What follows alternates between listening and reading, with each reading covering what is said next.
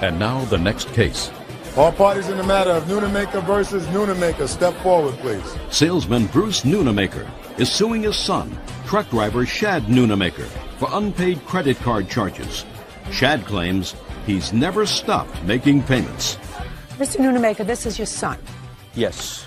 According to what I read in your complaint, 2 years ago, your son ran into some difficulty with a truck that he owned for business. And the truck broke down, requiring a substantial amount of repairs. You loaned him money to make... Stop playing with your papers. You loaned him the money to make the repairs on your truck through your credit card. There was an agreement that he would pay you back, and he had been making the payments faithfully on your credit card from 2002 until March of 2004. So far, am I correct? Yes. Is that right, sir? Yes, ma'am. And then he stopped making the payments. You want at least part of the balance of what is owed because the maximum in this court is $5,000. The defendant says that you breached the agreement with you with regard to repayment of this loan, so the loan was null and void. And he'll explain that to me in a moment. When in 2002 was this loan made? May 2nd of 2002. And under what circumstances was it made? Shad was on a trip. He drives over the road, and during the trip, he was outside of Colorado, about 150 miles outside of Denver, rather, in Grand Junction, Colorado, and he called me and said that his truck, the engine had blown. What kind of truck did you have, sir? It's a Freightliner. I have a photo here. I'd like to see it. That's the exterior and then, yeah, okay. Interior. Go ahead. Go ahead. He told me on the phone that he was unable to arrange his own financing for the $12,000 engine in his truck, and without that, he was out of work.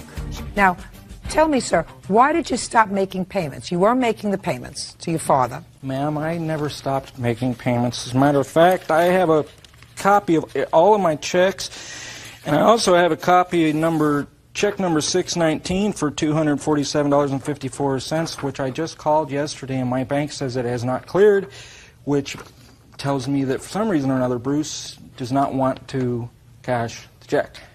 Did you receive a check that you did not cash, sir?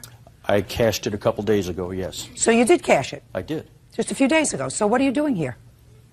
That was a check for March. At the time of our separation, he was living with me in my home. I understand that. And it came to a point where we came to some conflict. I understand that. And he moved out, and he moved out. You told him to move out, and he was angry. But you've just cashed a check, sir, that he paid for, and he said he's paid for the truck, and he intends to continue to honor the agreement. So what are you doing here? That's not true.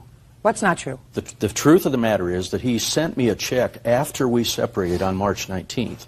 Sent me a check for partial payment on the March payment.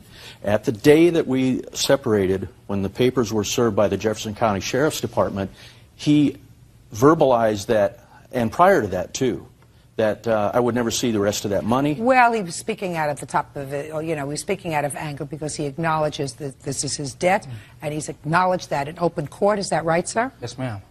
Perfect. You understand, Mr. Noonamaker, that if you fail, now that we have an acknowledged debt, it doesn't have to be in writing anymore. It's an acknowledged debt under oath. With no stipulations? So, listen to me. It's an acknowledged debt under oath. You understand that if you fail to pay this debt, your father has a lien on your truck. Do you understand that? I want you to understand that. No, I don't know that. Well, then I am telling you that.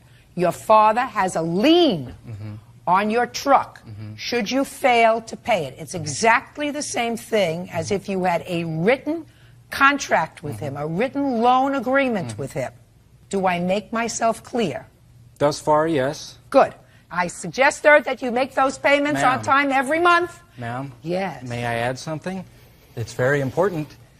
Before I moved out, I told him that if he breached our agreement, he would not see it. And he said, that's fine. I'll take the loss to get you out of my life. What are you talking about breach? Tell me. The agreement was that I would continue to make payments and still live in his house and do my studies. Well, that's what you wrote in your answer that I didn't believe when I read it in your answer. Are you telling me, sir, that when you called your father from the road, in May of 2002 and said, Dad, I blew the engine on my truck and I don't have the finances to fix it. Can you lend me the money? And your father said yes. And what you want me to believe is, and you said to your father, and I will pay you back as long as you are nice to me, watch your temper, let me live in your house and continue my studies. And your father said yes, under those conditions I will... Speaking! Under those conditions, I will give you the $12,000. Is that what you want me to believe? Get a life. We did not make an agreement, ma'am. Listen to me, sir. We did not discuss an agreement. Listen to me, sir. I've just advised your son, under oath, your son has acknowledged this loan to you. There were no conditions on the loan. I find that there were no conditions on the loan. I will enter an order that should he miss 2 payments, you have leave to enter a judgment against him in the amount of the balance owed on the truck, and you may enter a lien against that truck in order to execute on it. You can sell it. Do you understand? I do. What about the 2 Goodbye. He's our excuse. He has issues from his childhood that he's still trying to work through. The animosity began, I don't know, years and years ago when he developed a chemical imbalance. Chad left us once before for 3 years. We didn't know if he was alive or dead. Bruce said that he would let the thing go, and then he sued me 2 days later. Can you understand why I was a little bit confused whether or not I was supposed to be making payments? I didn't forgive the debt. I said, I'll have to deal with it in whatever fashion I have to go. If you want to go upward, you have to get away from people that are trying to drag you down.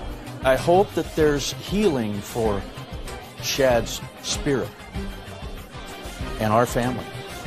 Mitchell and her boyfriend Timothy Green II are suing their former employer, Gary Toner, and his friend David Showalter Jr. for the return of a '93 Dodge Intrepid and lost wages. Gary is countersuing for money and a cell phone he claims Timothy stole. All rise.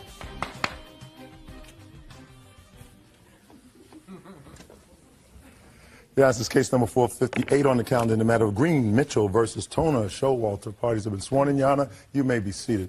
All right, here's another one of those convoluted cases where I need a road map just to get through the papers. Let me see if I've managed to, at least in some small measure, dissect it. You and your fiancé worked for this gentleman. Yes, Your Honor. Whose name is? Gary Toner, Your Honor. He also worked for him. Yes, Your Honor. He had a car that he wanted to sell. You agreed to buy the car. Yes, Your Honor. This is your story. You made payments on the car. Yes, Your Honor. You repaired the car. Yes, He Your gave Honor. you the title to the car. Yes. Gave you the registration to the car. Yes, Your Honor. And then one day, your fiancé, who was using the car to make pizza deliveries, because that's what Mr. Toner does, he's in the pizza business. Yes, Your Honor. He got robbed Yes. at gunpoint. Yes, Your Honor. After making a whole bunch of deliveries, he had about $800 with him. Yes, Your Honor. Mr. Toner didn't believe that Mr. Green got robbed. Yes, Your Honor. So they came and took your car. Yes, Your Honor. So you want your car back. Yes, Your Honor. Now, Mr. Showalter, he says, I never sold him my car. He says, Mr. Toner and I let Mr. Green use the car sort of like a rental for work and for pleasure and to make our pizza deliveries. And when he got robbed, we took the car back because we figured he wasn't going to be working for us anymore, so they took it back. Yes, ma'am. You got this so far? I'm trying to keep up. Try to keep up. Try to keep up. And Mr. Toner has a cross complaint. He says he wants the money back that Mr. Green stole because he didn't get robbed. He stole the money and also a cell phone that was the business cell phone that you allegedly have. That's your counterclaim. Yes, ma'am. All right. When did you purchase this car, Miss Mitchell? I purchased the vehicle in September of 2004. For how much? The total was $1,670, Your Honor. How did you pay for it? Mr. Toner, seeing I was an employee of his, a full-time employee, he deducted $200 from my weekly wages, which was every Tuesday. I have a record here of every week that my money was taken out of my check. Thank you. The top page is the original, then I rewrote it just so you would understand it better.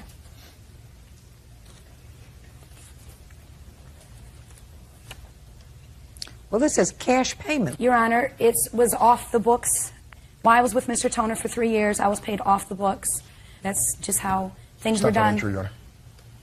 It's not what? Not totally true, Your Honor. It's enough true so that the IRS is going to be interested in this case. Everybody perk up. Perk up, perk up. Love this. You know something?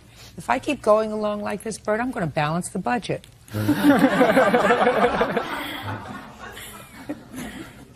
How many months did you have the car? I purchased the car September 2004, and the last time I seen the vehicle was January 1st of 2005, New Year's Eve. I would like to see when you purchased the car from Mr. Showalter.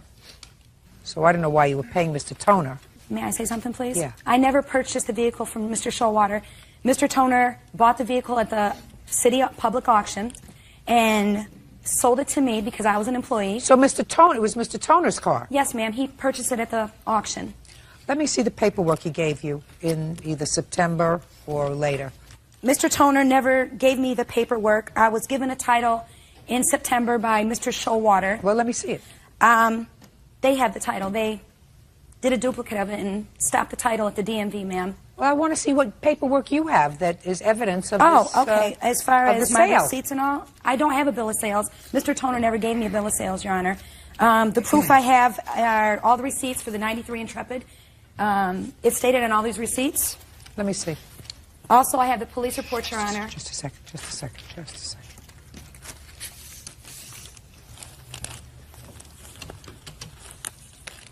So I have parts for the car. There's also a receipt in there, Your Honor. And then you had the windows Yes. tinted? Brake pads. Well, why would they make all these repairs on a car that they didn't own? The arrangement that apparently they had with Mr. Showalter was they would maintain the vehicle. He's using it, making a lot of money with it, and he'd maintain the vehicle. Well, didn't he work for you? Yes. You paid him. Yes. How much? Oh, God, depending on how many deliveries he took, maybe $100 a day. I thought the car didn't belong to Mr. Showalter. I thought the car belonged to you. No, I purchased the vehicle from an auction, and I then sold it to Mr. Showalter. Can I see the title to the car, please? You say in your complaint, madam, that Yes. Mr. Showalter gave you the title to the car, signed it, and sent it to the Department of Motor Vehicles. Tim signed it, and yes, we did send it to DMV. Why didn't you get a copy of that? Where is it? It never came back in the mail, Your Honor. And I do have Mr. Showalter on tape stating that they pulled a flim-flam on us, that they... Oh, well, I'd love to hear that he pulled a flim-flam. May I play it? Sure. Legit. Okay? Gary went behind my back and ordered a new title. Alright, he told me that you did. You did all of that. He ordered the new title, had it sent in. Okay? Told me he was going to take the car on you. I said, I don't want no part of it because me and you were down. Oh, no, but he the one said that you the one planned everything. Had the car moved, took it off the lot. Why would I take the car from you? I didn't care. If you got robbed or anything from the pizzeria, why would I care? Why would I take was going to get another title? He said he ordered a title. He was going to take your car. I said, Gary, you can't. Everything's in my name. He goes, I got ways to do everything. Yeah, and I know because the car was paid in full, you know what I'm saying? Just a second. Explain yourself. I told her whatever she wanted to hear. I'm tired of conflicts. Listen. No. You hear the groans out there? They're not supposed to do that. They're not supposed to do that. I told her whatever she wanted to hear. Every time she calls me, I go into her place of business. She threatens me just to get her off my back. So I told her what she wanted to hear. Listen to me.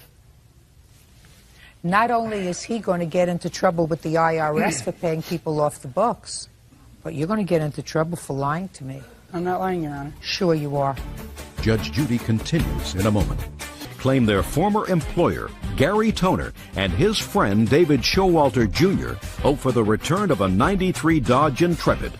Gary says he fired Timothy because he faked a robbery. You had a conversation with him, and you pretty much apologized to him because your boss did the wrong thing. No. I did order another title because I was afraid I'd get screwed over. I was never getting my money on time for anything. I was tired of... What does that mean, you weren't getting your money on time? What does that mean, Mr. Showalter? We had an arrangement. I was supposed to have the money on the 1st. I was never Just a second. You weren't getting your money on time for what? The payments for the insurance and the car payment for renting it. Not renting it. That's not what you said. That's not what you said. You said, I was afraid I was going to not get my money on time. I was afraid I was going to get screwed. Can I explain how this unfolded? Do I need to hear it? Yes. No, I don't need to hear it. I think that what you did was you think that he planned a robbery, concocted a story about a robbery to steal the money that he collected for pizza deliveries on December 31st. That's right. And you knew you weren't going to get your money back. You knew you weren't going to get your money from him because you really had no way of proving that he staged this robbery. He agreed to pay it back.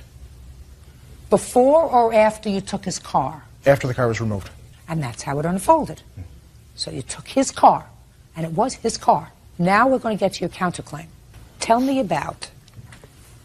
He says he was robbed at gunpoint after he made a day's worth of deliveries. You say you don't believe that the way things unfolded. You think he did it. Now, the only thing I'm interested in is you say he promised to pay you back. Tell me about that. He had agreed to pay back the... Tell me where it happened, when it happened, and what the discussion was. It happened on the 31st, December, New Year's Eve. And I received a call at my house, probably midnight or so, saying that the store manager called me and said that he was robbed. And I said to the store manager, well, I had checked with you through the evening, and you had said he'd made drops periodically.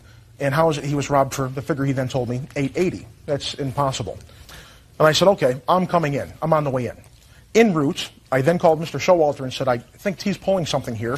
I don't know what... grab the car. Oh, absolutely. Yeah, I don't know what your situation is with the absolutely. vehicle. You can't do that. It's his car. No, it's Mr. Showalter's car, Your Honor. No. Okay. No. So on the way That's in... what we're here to determine, sir. Okay. And I'm telling you right now, after I heard that tape, I have determined it's her car. Okay. So then on the way in... You took it as hostage.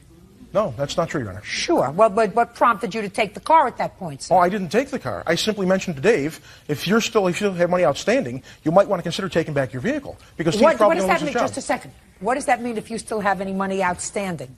Paying for the car. He was behind insurance at that point by 1 month.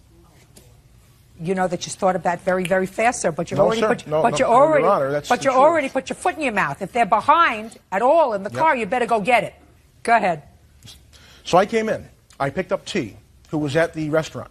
We then drove to the location. Would you please just tell me when he told you he would pay you back?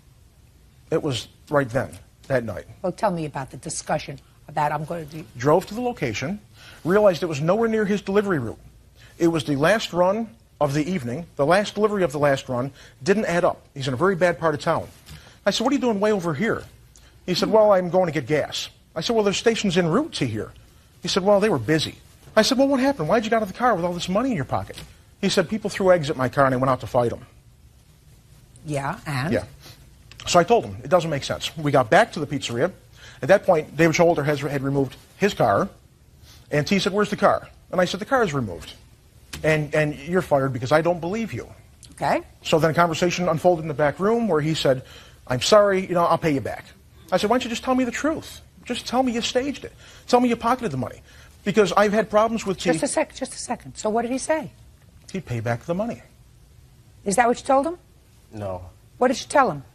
He said I wasn't going to get the car back unless I pay back the money. I ended up working 2 days for free. It's not true, Your Honor.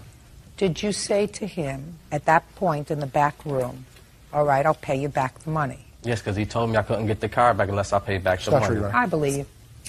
I believe you. I believe you. Don't believe you? Don't believe you. Okay. Where's the car now? Do not know, Your Honor. It was robbed.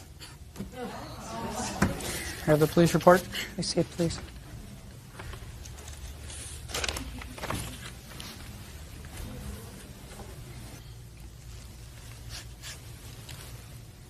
Did they ever recover it? Not yet, Your Honor. I don't like a bunch of fibbers. I think there's a little bit of truth to what you say. I think that they probably didn't fully pay you for the car at the time that the car was taken. I don't know whether you were robbed or not, but I certainly... Excuse me, I do have a police report for the robbery, Your Honor. It's okay. Did they find anybody? No, Your Honor. It just is his statement that he was robbed. Yes, Your Honor. Okay. It also made the newspaper. It's crime infested there, where the pizzeria is. So. And it's also more Listen, on the tape. Mr. Toner is skeptical about people telling him the truth. He's skeptical about people being shortcut artists, right? Absolutely.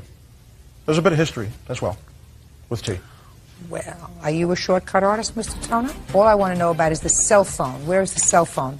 I have the receipt here. It's, I believe it to be still in Timothy's possession. No, I don't have it. I gave it back. To whom? So who'd you give it to? Back to the Don't pizzeria. speak to him. Who'd you give it to? Back to the store manager. Who was that? That would be Ricky. When did you give it back to Ricky? 2 weeks. 2 weeks later, after my phone had got turned back on, because I was keeping in contact with him about the car. About what? Getting the car back? That I was going to get the car back. Now the car ended up getting stolen. I even got more on the tape. Got it. Okay, counterclaim is dismissed. Judgment for the plaintiff in the amount of $1,000. That's all. Thank you, Your Honor. Parties are excused. You may step out. Some people say I was robbed. I could say, go down the street, throw money out my pocket, say I got robbed. Pizzeria has been robbed 4 times within the last month. Drivers have $20 in their pocket in singles. If they're robbed, you throw the money and you go the other way. I never heard of nothing like that. Customers had called and said that he came to the door smelling like marijuana. Me and the manager, the other manager was jolly smoking, you know what I mean? I'm just grateful that the judge seen that I was telling this truth and seen right through Mr. Toner, Mr. Showalter. And now Mary Bankston is suing her ex-boyfriend, mechanic Weldon Hultgren, for charges he made on her credit card. Mary says she took Weldon in after he was released from prison.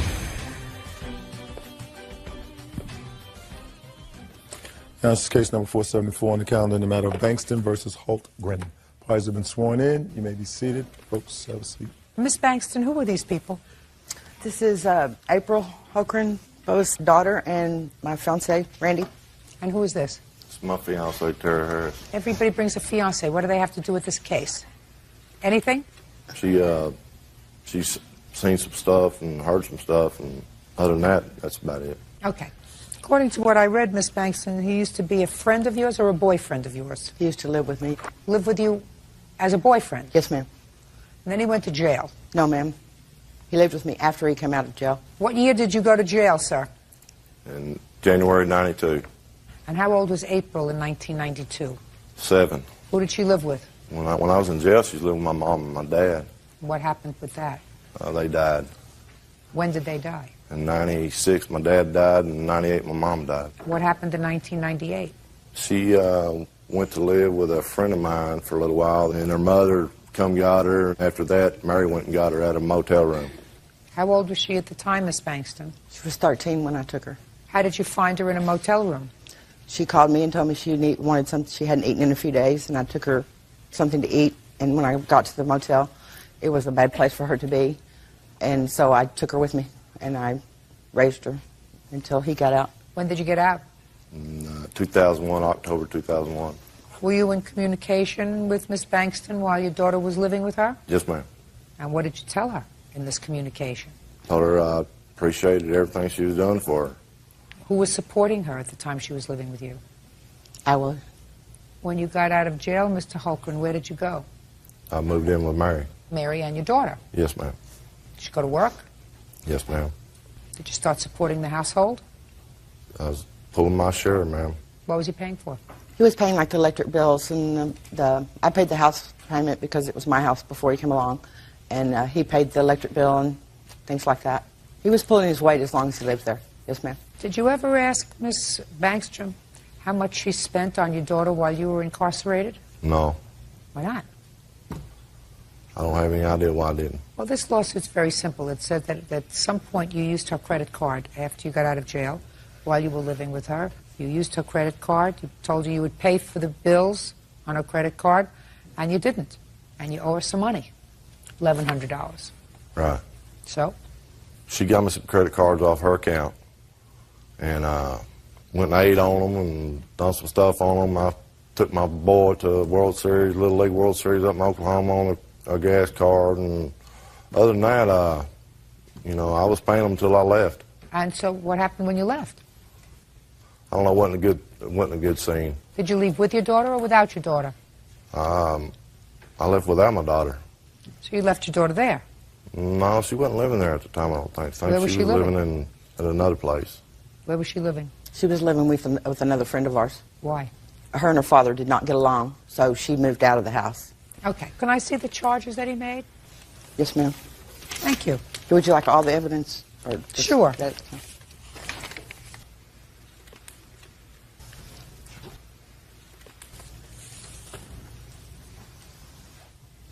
Golden Corral. That's an eating establishment. Japanese Palace. Another eating establishment. I have several eating establishments that we ate at on my credit cards, too. Well, this is a lot of eating out.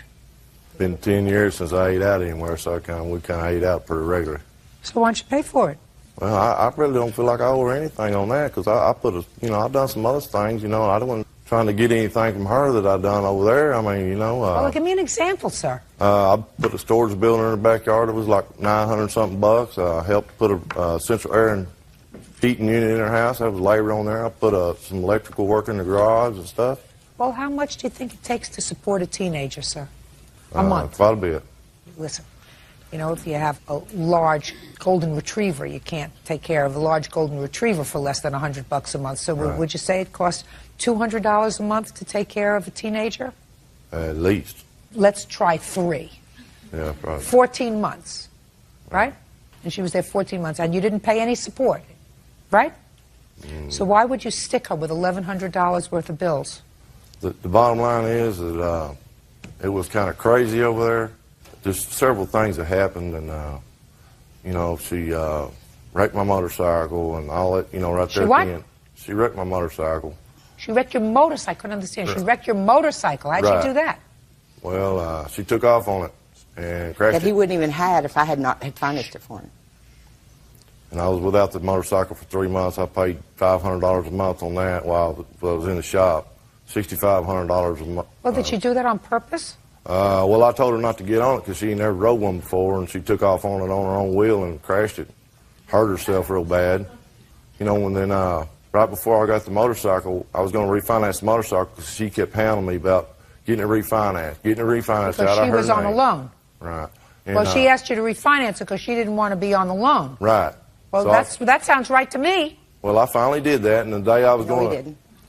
The day I was going to refinance it, she called me and told me that she wasn't going to sign off on that loan until I give her $1,000. And I said, well, I ain't give you $1,000. And I went up there and traded it in and got it out of her name anyway. What a prince.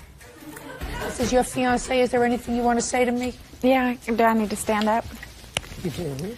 I just have one comment, and that is whenever he went to refinance the motorcycle last year, he got his credit report and got it back, and it was about that thick, where he only had 4 credit cards in his name that he had gotten since they split up. Well, this had 18 open accounts on it. We're not talking about the charges for those. I know, but what I'm saying is... What's your name? Tara Harris. Miss Harris, how old are you? 32. You have children? 1. How old? 12. Who supports that child? Me and him support him, and I get child support. Get child support from the child's father? Yes. Get child support every month? No, ma'am. Every week? No, ma'am. How often? Supposed to get it every month. Yeah. And what happened? He's been living at my house. He was with his dad. He's been living with us for the last year. Oh, so before that he was living with his father? Yes, ma'am. Were you paying child support Yes, to his ma'am. father? How often? Out of every paycheck, weekly. Now, when you don't get child support from his father, does that annoy you? Yes, ma'am. And that child is biologically related to you. Correct. And biologically related to his father. How do you feel about somebody who doesn't feel any responsibility to somebody who supports their child for 14 months? She lived with me for 5 years before he got out. 5 years. And pays for clothes, doctor, shoes, vacation, everything else. And doesn't say, as soon as I get out, I'm going to start paying you back for whatever you laid out, because I know that that's my responsibility. Think that kind of person has good moral fiber? Actually, I think Bubba does have good moral fiber. He just, he didn't work for 10 years. He didn't have the money. Well, he does now. Yes, ma'am, he does, and he So greatly just a second. appreciates. Just a second. I don't care if he appreciates. You got to put your money where your mouth is, honey. Appreciating is not good enough. How could you say he's got good moral fiber? He's working now. And if his child was supported by a stranger for 5 years, and not only supported by, but nurtured by, stayed with, took care of when she was sick, whatever else, you start paying that back. You start saying that was my obligation. And because I committed a crime doesn't mean that I don't have that obligation. So instead of not paying her support, now, I'm not talking about a year ago or 2 years ago, I'm talking about now. Instead of supporting your child, to whom he is not obligated in any way legally, you should send that money to her. She's not even suing for that money. I would love her to do that. All she says is he used the credit card, $1,100, and that he should pay. Don't you think he should pay that too? Minimally. No, I don't think he should pay that credit card debt. You think he should pay her for supporting his daughter? He's probably, yeah, I would say that he's probably responsible for that. Well, she's not suing. She's not suing him for that. She says, I took that responsibility on myself, and I'm not even going to pursue that. I just want what he's supposed to pay me on the credit card when he left. You get my drift. Yes, ma'am. Good. Judgment for the plaintiff in the amount of $1,100. That's all. Parties are excused. You may step out. I felt he can buy other things. He can buy a new Harley, but he couldn't pay me $1,100 for for credit card bills that he charged up. We're real grateful for her. I mean, I don't know what I've done. If she wouldn't have been here, I don't know where she'd be, you know. He has somebody else. I have somebody else. We're friends. We have a daughter together. I'm just glad she's going to get paid, so I don't have to hear him argue anymore. I will never put nobody on my credit cards ever again. Notary Public Marlene Ruddock is suing her ex-boyfriend, bail bondsman Tim Dean, for forging documents and stealing her possessions. Tim is countersuing for harassment.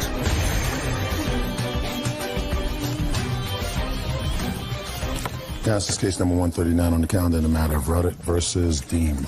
Parties have been sworn in, Judge. You may be seated. Ma'am, have a seat, please. Mrs. Ruddock, it is your claim that the defendant has your property from your home, television, furniture, etc. The defendant says that you sold him this property, and he has a notarized bill of sale to prove it.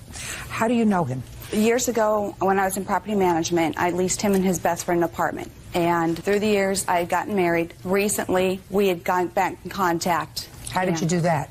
I had made a phone call to him. Me and my husband were having issues at the time. And were you and your husband still living together? No, we were separated. So you contacted him for what purpose? We were together at one time.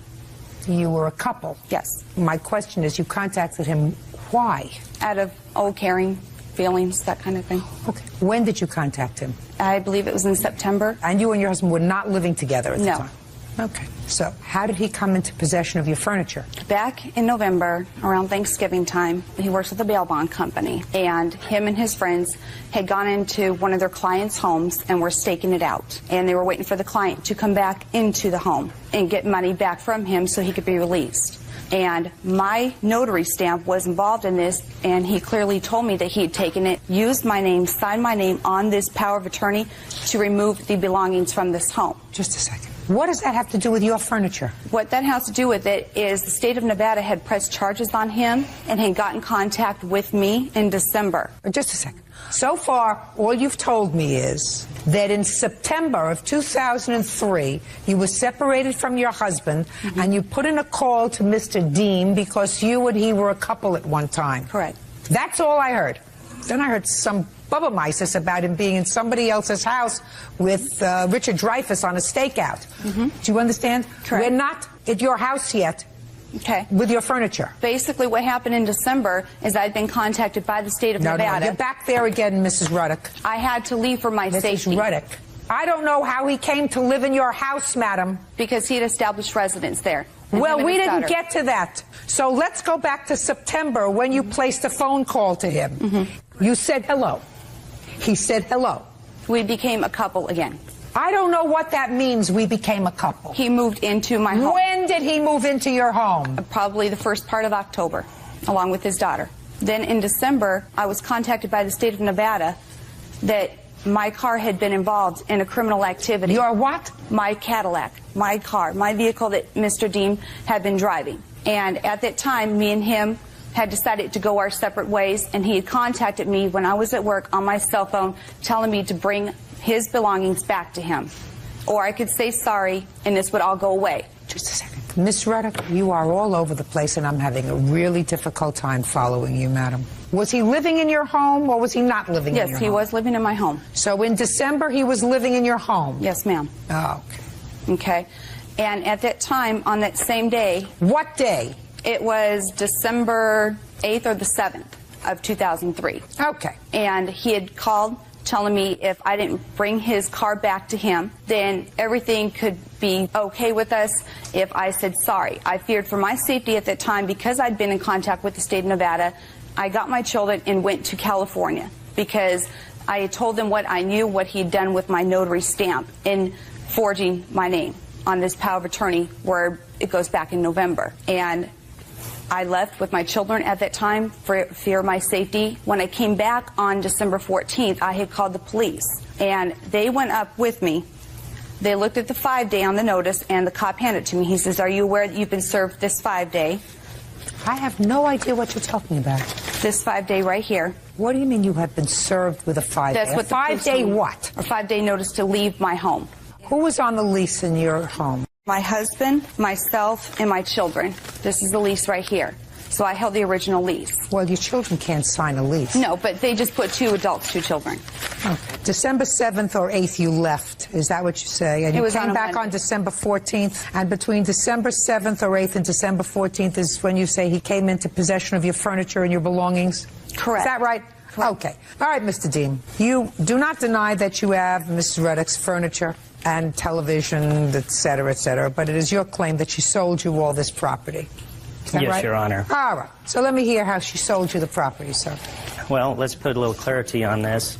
As Ms. Reddick was saying, I knew her years ago. She was dating my bounty hunting partner at the time. And once they broke it off, we dated for a couple weeks till I found out that she was still seeing her husband. Okay. Listen to me. I don't want to go back that far, okay. Mr. Dean. You have her furniture. Prove to me, sir, that she sold it to you because she owed you money. That's what I think, but what it is, it was another little thing she was doing as far as so her husband wouldn't get half the belongings. You swore in your answer, sir, that she sold you her furniture because she owed you money. That's what you said. So I want you to try sticking to one story. Explain to me how she owed you money, for what, and when she sold you the furniture. She told me that she was selling me the furniture for the money that she owed me, but I knew because... Just a minute. Tell me what money she owed, Mr. Dean. I'd paid off her warrants. Paid off her warrants. Warrants for what? For bad checks, Your Honor. Okay. And you paid them off how, sir? By giving her the money which she never used to pay the warrants. Show me. Show you? Show me check, money order, withdrawal from a bank.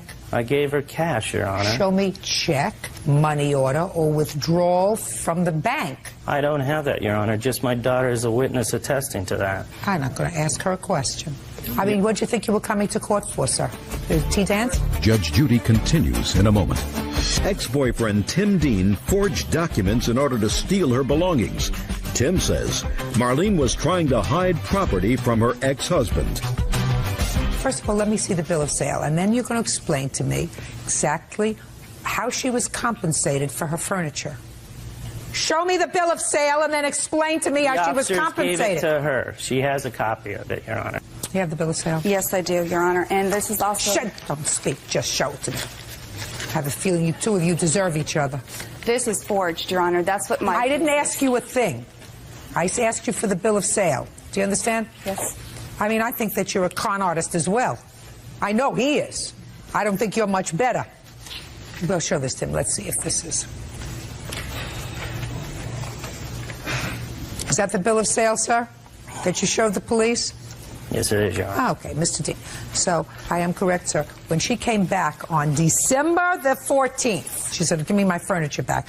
You said, I have a bill of sale, right? She sold me the furniture. Correct. Right? She sold you the furniture for a big screen Mitsubishi television set for $1, all household furnishings for $1, all tools for $1, all appliances for $1, all wall hangers for $1, all bedding for $1, and the 1993 Cadillac Eldorado for $2.50. Correct, Your Honor. Okay. Now, are you still living in the apartment, sir? It's a house, Your Honor. Are you yes. still living in the house? Correct. Good. With all of this stuff?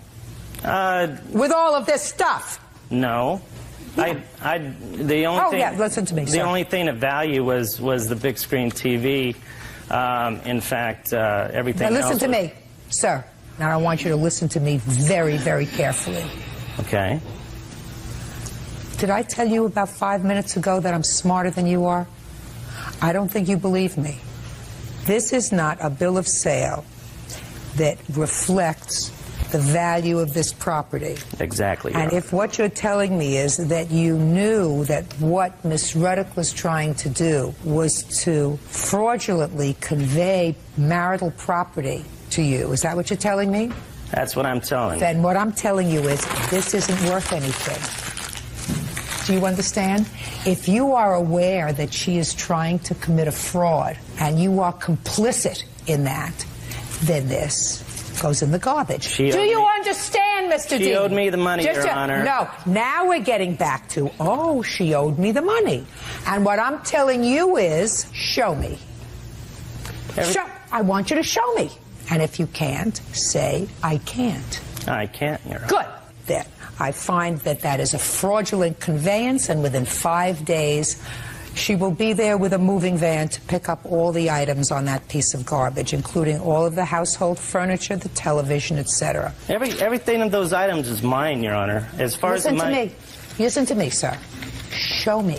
Show me, those Mr. items Dean. are mine. That is too bad. And I'm telling you, she is coming to pick up your property. No, she's the not, property, Your sir. Honor. Yes, 5 days from today. Absolutely, Mr. Dean. That is what's going to happen, sir. Now let's get to your counterclaim. I don't want to hear anything else. Counterclaim, Mr. Dean. Your Honor, I know exactly what's going on here, and I don't appreciate it. That's too bad, sir. If you're not going to get to your counterclaim is dismissed with prejudice. Step out. 5 days from today, the court will enter an order. Thank you. Parties are excused. You may step out. I've got a temporary restraining order from this woman. As I've said before, he's a shyster. She slashed my tires. Me slashing tires is not my style, that's his. She tried to tow my vehicles. He knows that everything he said was a lie. She's psycho. I'm glad Judge Judy ruled in my favor. And now the next case. All parties in the matter of Donor versus Spexer. Step forward, please. Office manager Denise Donor is suing her former friend, bartender Shelley Fexer, for unpaid loans to pay her bills. Shelley is countersuing, claiming Denise stole her belongings. Ms. Donor, the defendant was a former friend of yours. And yes, she was. You lived together for a while. No, I lived with her mother. She did not live at the house. You lived at her mother's house. Correct. She didn't live there ever? No, she lived with her boyfriend. According to your complaint, you made a loan to her. Correct. And she did not pay you back. Correct. Ms. Fexer, according to your answer, there was never a loan.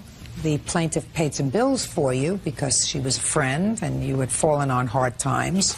And you claim that she took some of your property when she moved out of your mother's house. Right. And you are counterclaiming for several $1,000s. Ms. Donor says that the only thing she took was that piece of luggage, I assume. She's more than willing to give that back to you. When was this loan made, Ms. Donor? It started in August of 2002 up until June of 2003. Okay, let's start with the first loan. What amount and what for? When I moved out there in the house with her mom, she asked me Were you if I paying could... her mother rent? Yes, I was. She asked me if I could help her out by paying some credit card bills because she didn't have any money. She wasn't working a steady job. She's a bartender, and it wasn't real steady for her. How long do you know her? A little over a year. So you were good enough friends for her to come and ask you for money? Yes. And you felt close enough to her to give her the money? Yes, I did. How much did you give her in August of 2002? August, it was only $200, ma'am. She flew to Chicago to help me pack my house out of Chicago. So then why should she owe you $200? She agreed to pay for her flight. I paid for everything else on the drive back, the gas, the food, the hotels. Really? So let's start with that one. I tried to pay for my own ticket to help her move, which is a little ridiculous. Well, that sounds ridiculous to me. It really is. And she obviously charged me for it later. No, it's ridiculous to me. That doesn't sound normal. If somebody's coming to help you pack and up your drive back, they don't pay for their own ticket. What's next? Payments I made to her credit card companies on her behalf at her request. When? In September, October, November, December, January, February, April, and then June. And what was the total amount of those? A little over $2,200 and something dollars. You made those payments directly to the credit card? Directly to the credit card company. Tell me why. Because she agreed to pay me back once she got a regular job again. Well, when did you go back to work? I was out of work about 3 months. When did she go back to work? About 3 or 4 months later at the Home Depot. So did she go back to work in December? She was working in December, yes, Your Honor. Okay, was she working in November? No. Okay, so she went back to work in December. When was the last time you paid her credit card? In May of 2003. How much did she pay you between December 2002 and May of 2003? $170. Well, why is it, madam, that you continue to make payments for her when she was working in Home Depot in December? Your agreement was that she would pay you back when she got a steady job. She got a steady job, and you continued to pay her credit cards. Why, Miss Donor? Because she was not making enough money to afford her bills at the house as well as her own credit cards. Well, but I don't understand. What kind of relationship did you enjoy with this defendant that would suggest to me that it's logical that you should pay her bills? We were very close friends. She was like a sister to me. I would do practically anything for her that she asked me. Well, then what happened, Miss Donor? Well, we used to do a lot of drugs, and when I quit using, that's when our friendship basically dissolved, and I decided to move down a different road than she did. The rest of them, when we would be out, if she asked me, we'd be at the Target or something, she'd ask me for like some personal hygiene products or some not interested stuff for That's that. not what courts are set up to do. I'm not going through a laundry list of feminine products. Right, that you, exactly. That you bought for her at Target. I You understand that, Miss Donor. You have receipts that you paid $2,200 and some odd dollars in credit card bills. Correct. For I have the canceled checks. For the defendant, and she doesn't deny that. Is that right? That's true, yes. Okay. And you paid her back, according to you, $500. Yes. I was making payments to her right before she moved out of my mother's house. I had a good job, was making payments, because she said, don't worry about the payments. Whenever you get it, give it to me. Excuse me, Your Honor, okay, she's lying. Just shh. Now. My apologies. Now. Fine. So she said, whenever you have it, you'll give it to me. Absolutely, yeah. Okay, and you said? And I did give it to her whenever I had it. I paid her a couple payments, and she said, do you want a receipt? And I said, no, you know, I didn't need a receipt. We were friends. How much did you give her? A total of $500. Show me. I can't. It's on. I marked it on my calendar, just that I paid her. Let me see the calendar. Okay. And make sure it's a calendar that I'm not going to find suspect.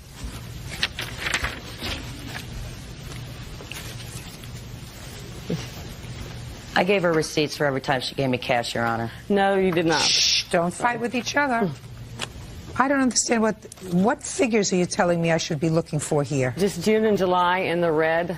Says June paid. and July is a couple of dollars. $40, $20, Right. $20, $50, Right. maybe $200. Right, correct. Where's the $500? Well, that's like $200, and I gave her $2 more. Well, show me where. Well, I don't have the counter. She has it. She says you gave her $179. So you giving me a calendar, you say you gave her $200. Okay, that's $2,000 left. What happened to the rest of the money? Well, I was paying her, and also when I first met her, she didn't want me to go back to work after the first bar I worked at closed. She said, just be my personal assistant and I'll pay you, you know. And we traded. I drove her around. I introduced everybody I know, you know, did things for her. Whatever she asked, I do. But I still was paying her back the money when I had it. I guess in June or July, we went to Austin, Texas together for my mother's birthday. And she charged me for the ticket, which she did not pay for. You know, I don't owe her all this money. And then that's when we probably had our falling out. She just acted weird. I think she wanted a different relationship than I was willing to give. You owe her $2,000. Now let me hear about your counterclaim, madam.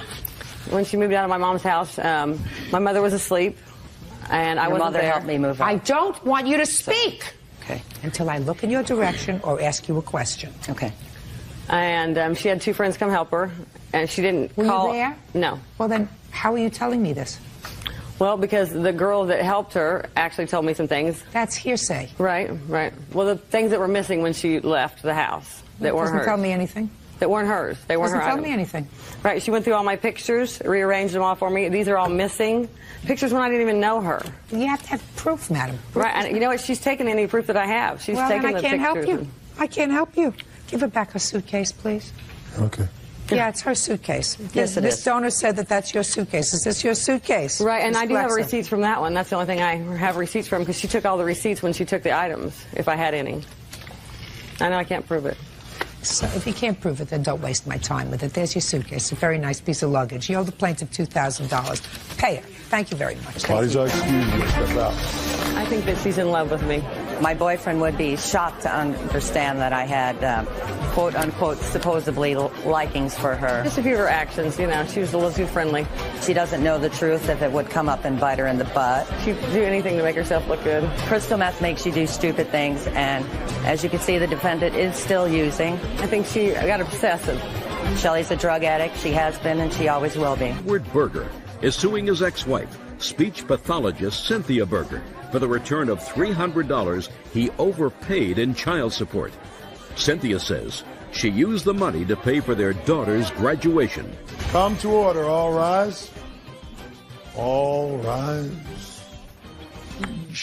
Your Honor, this is case number 334 on the calendar in the matter of Berger versus Berger. Parties have been sworn in. You may be seated, folks. Have seats. Mr. Berger, you and the defendant used to be married. You have 2 children together. You've been divorced according to your complaint for 18 years. Yes, ma'am. You say that your former wife owes you $302.44, which you claim you overpaid in child support for one of your children. You graduated from high school and the money was taken out of your pay. Yes, ma'am. You want her to give you back that money. Yes, ma'am.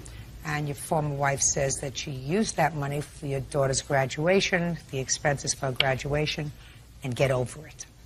Which, quite frankly, considering everything in this world, would be my response to you, too, were you my ex-husband. But since we're not there, I'm going to find out whether there is any merit to your claim, sir. Yes, ma'am. You have how many children? 4. How old are they? The youngest is 14. The oldest is 24. Okay, and with the defendant, you have an 18-year-old Yes, ma'am. and 22-year-old. so it's only your 18-year-old daughter that we have issue with. Your younger children still live with you? Yes, ma'am. Okay. And how much child support were you paying when both children were living with your former wife? When I was paying for both of them, at the end, it was $300 a week, I think it was. $300 a week or $300 a month? Sometimes support was ordered per month. Sometimes it was ordered per week. You know? Yes, ma'am. It was $760. A month? Yes, ma'am. This is the documentation of all the, since it's been going through child support enforcement, of how much he's been paying.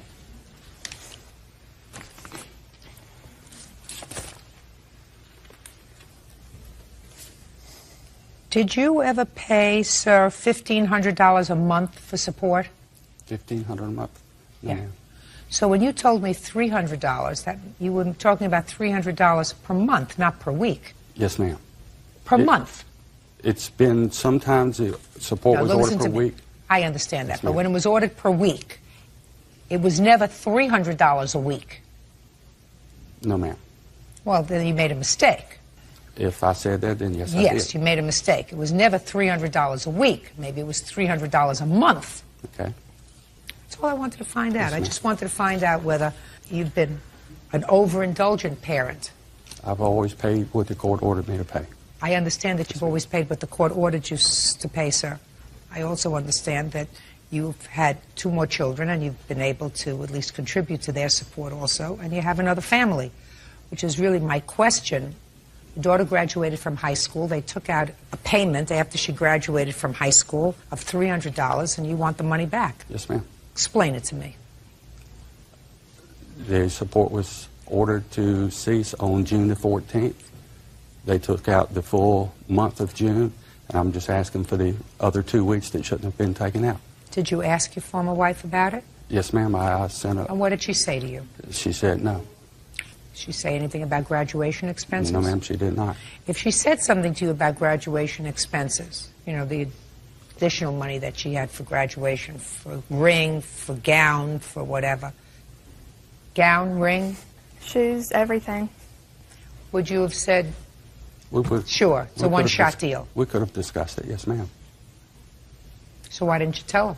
I didn't tell him because every time I've tried to explain him, all I get back are nasty letters, and I really just didn't think he would do anything. I mean, he hadn't laid eyes on her in 2 years. Wow, I mean, so I didn't think he would do anything else. Judge, Yes. I've done extra. I bought both of their children a car. That's doing something extra. That's true. Yes, ma'am. That's right. That wasn't within the last 2 years, and I said 2 years he hasn't laid eyes Well, on what her. happened 2 years ago, Mr. Berger? I got tired. I mean, I never received phone calls from him. You know, she's changed her phone number. I have tried to call, but the phone number has been changed. I don't know when. Might have been recently. I don't know. I just basically give up. That's too bad. Yes, ma'am. Did your father buy you a car? He did. Tell me your name. Stacy Stack. Stacy. When did he buy you a car? 2.5 years ago. Did you thank him? I did. You still using the car? No, ma'am. What happened to it? We went to go get it inspected, and the family friend that inspected it said that it wasn't good. It was rusted underneath, and that it could break down at any time. So we bought a new car. How long did you use it for? I used it for about 6 months. Okay. So before 2 years ago, you had contact with your dad? Not a lot. I called him. The last time that I've talked to him or seen him was I called him so I can go up there and see him, and then he said okay, and then the day of, or the day before, he came by and said, no, we have to go somewhere else, and they left, and I haven't talked to him or seen him since then. That sound familiar? I think something came up that time. Yes, ma'am. Can't come up. Ma'am? Nothing can come up. Nothing. Judge Judy continues in a moment. Ex-wife Cynthia Berger owes for the return of child support. Hayward says he overpaid by $300. All very sad. There really is no defense to it. Money was supposed to stop, correct? According to the papers, yes. When we went to court, before we go in, child support enforcement speaks to me, and they told me that it would continue to the end of the month. He was still obligated to the end of the month. I said, are you sure? Yes, he's obligated to the end of the month. I said, okay. We went in, and the judge said he would stop because he wanted it stopped on her graduation day. And I called child support enforcement again, told them, you know, and they said, no, he's still obligated till the end of the month. Judge, so I just, you know. You took it. The judge makes the order, and the judge said it's supposed to stop on the 14th. How old are you? 18. When were you 18? March 13th. And the overpayment was $302? Yes, ma'am. Okay. Mr. Berger? Yes, ma'am. You're going to get your $302 back. Yes, ma'am. You might want to buy something nice for your daughter, but you're entitled to it back. Yes, ma'am. Remember, you have 4 children. Yes, ma'am, I do. Good. That's all. Judgment for the plaintiff in the amount of $302. Parties are excused. You may step out. It seems like when it counts in front of the judge or whatever, she comes off as a good guy and I come off as a bad guy. Every time he's mad at me, he hasn't seen the children. He didn't take the children. He doesn't buy them presents, and he says it's because of me. My daughter went by my ex-wife's maiden name shows some of what's been going on, the brainwashing for the kids. I would have liked him to start seeing us when we were little so we'd get to know him, but we're older now and we know what happened, so. There's many trips I've made. It's a 2.5-hour drive from my house to their house to pick the children up. He's never tried. He cares more about the money than myself and my brother. I would like to have a relationship with my kids in Richmond and try to mend fences if possible. Maybe it's hopefully the last thing I see of him. I haven't seen him in 2 years and it really doesn't bother me any. Registered nurse Kim Gransberry Conte is suing the mother of her son's girlfriend, homemaker Melody Marine, for the return of a pit bull named Samson. Melody is countersuing for the dog's expenses. Yeah, this is case number 234 on the calendar in the matter of Gransberry Conte versus Marine. You're welcome, Judge. Parties have been sworn in, Your Honor. You may be seated. Folks, have seats, please. Pronounce your last name for me. Gransberry Conte. Miss Conte, you have a son. That is correct. Whose name is Zane. He is currently incarcerated. He's in a rehab. Did he go into rehab after his term in prison? Yes. This lady has a daughter. Her daughter has a child with your son. Yes. Her daughter is currently in rehab. No, she's home, ma'am. How long was she in rehab? 35 days. Probably not enough. Probably not. But this is not about the child. This is not about anything. This is about a dog, because it is your claim that Miss Marine Yes. had your son's dog, a year-old pit bull, and she took possession of the dog when your son went to prison. There was an agreement that she would do that, but after 9 or 10 months, she gave the dog away. Miss Marine says nobody wanted this dog. The dog was an untrained animal when she got him. And she's counterclaiming because she said, if you've got your son's power of attorney, you ought to pay her for the year's worth of food and vet bills. And in addition to the fact that she fed this dog and took care of him for a year, he also was dangerous and caused injury to her pet duck.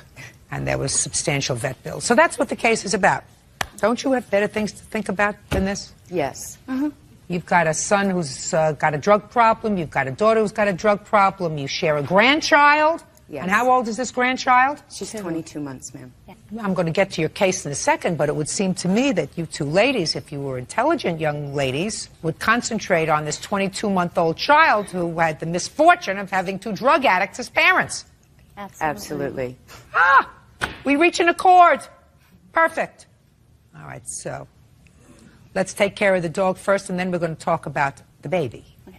When your son went to jail, why didn't you take the dog? I went to Spokane to pick the dog up. At that time, I was with Carrie. I stayed at Carrie's house, and we had an agreement because I was going to take the dog to take it back, and she had asked me if I would leave the dog with her because she felt that it made it like my son was still there. You mean her daughter? Yeah, her daughter. Go ahead. So And her daughter I had- said, leave me the dog because I will feel close to my man. Yeah, exactly. And I had offered, I said, if anything comes up with the dog, if you can't handle it, anything that you need to give me a call, I had no problem, making payments for dog food or whatever. We did talk about that. That's with her daughter? Yeah, with her daughter. Melody wasn't even in the picture. Okay. But there came I a time when know. Melanie came into the picture. Carrie had gotten sick. She had some other medical problems. Her daughter? Yes. Melody, from what I understand, stepped in to help Carrie with the dog. And when was that? I'm not sure exactly when, because Carrie and I were not talking after November because of Melody. Why? When I went down there for my son's trial, I had stayed with Carrie, and Melody has nothing but horrible things to say about my son to my face on a regular basis. Even when she put on my wedding, that's all I heard about. Oh, okay. So the mother was angry at your son? Exactly. And she had interceded a letter from my son to Carrie, and she said that if Carrie's plan was to be a jailhouse bride, she wasn't going to have no part of it. She was going to give her an ultimatum that she wasn't going to take care of her child and the dog and everything if this is what her daughter's choice was going to be. I went and I, told Carrie what she had said. Carrie confronted her mom, and Melody twisted it and said that wasn't what she said, and then, Carrie wasn't talking to me. If you had a daughter, would you want her to marry somebody who was in jail? No. Of course not. No. Because you would think that that was a bad choice. Exactly. So how many months did the dog stay with Miss Marine before you asked for the dog back? April is when I found out she gave the dog away. So Now, it what was I'm like asking 7 you- months. Now, what I'm asking you, so you knew that Miss Marine had the dog for 7 months. Not her, Carrie. How many months did you know that she had the dog, not None. Carrie? None. None. At all? None. Okay. And she actually had the dog for how many months? Between 8 and 9 months. After your daughter couldn't take care of the dog anymore. My daughter never took care of the dog. So that means that for 8 or 9 months you weren't checking on this dog regularly. Oh, yes, I did. Well, who did you check with the dog? There's a mutual party that was taking care of my wiener dog. You mean a dachshund? Yeah. Why wasn't the dachshund with you? My husband and I had just gotten married, and we lived in an apartment. So you couldn't take care of these dogs anyway? We were in the process of purchasing a house. So there was a period of time when you could not take care of not only this dog, but you couldn't take care of your little dog because you were in an apartment. Is that right? Yes. So get over it. This wasn't a dog that you were attached to, that this wasn't a dog that you were responsible for at any time physically. You're just suing her about this dog because you're angry at her. No, she has no right to take my son's dog. This is about my son. Stop worrying about your son. Let your son worry about getting his life together. Well, he is doing that. Well, that's good. He's in rehab, and he should worry about taking care of himself, not a 90-pound untrained pit bull. Judge Judy continues in a moment. Her son's girlfriend, Melody Marine, owes for the return of a pit bull named Samson. Melody claims Kim is angry because she is seeking custody of their granddaughter. Madam, devote your energies to rehabilitating your son and perhaps engaging your granddaughter in some sort of a relationship before you ruin the relationship that you have totally with this lady, who it appears to me, at least based upon what I read, has filed a petition for custody of the child. Is that right? Yes, ma'am. Temporary. Well, somebody's got to take temporary custody of her. I have a letter here that clearly shows what Melanie's intent is towards my son and towards me, you know. So, now let's get to the expenses of the dog that you're talking about on your counterclaim, then I'm going to read the letter. You have a counterclaim because you want the cost of the food, etc., for the dog, is that right? That would be nice. Well, it would be nice, but she's not responsible for that. You chose to keep the dog. As far as I'm concerned, you could have given the dog away the day it came into your possession. What happened with your duck? In the morning when I go out to open up the chicken coop and feed them and let them out for the day, Samson's just charged in before I did and kind of head-butted the duck and smacked his head on the back of the chicken coop, and his eye just gradually swelled and festered and eventually had to be removed. So that you have to understand that Samson was your responsibility, and if you were in any way negligent in taking care of him that allowed him access to the duck, that's not her fault. Now,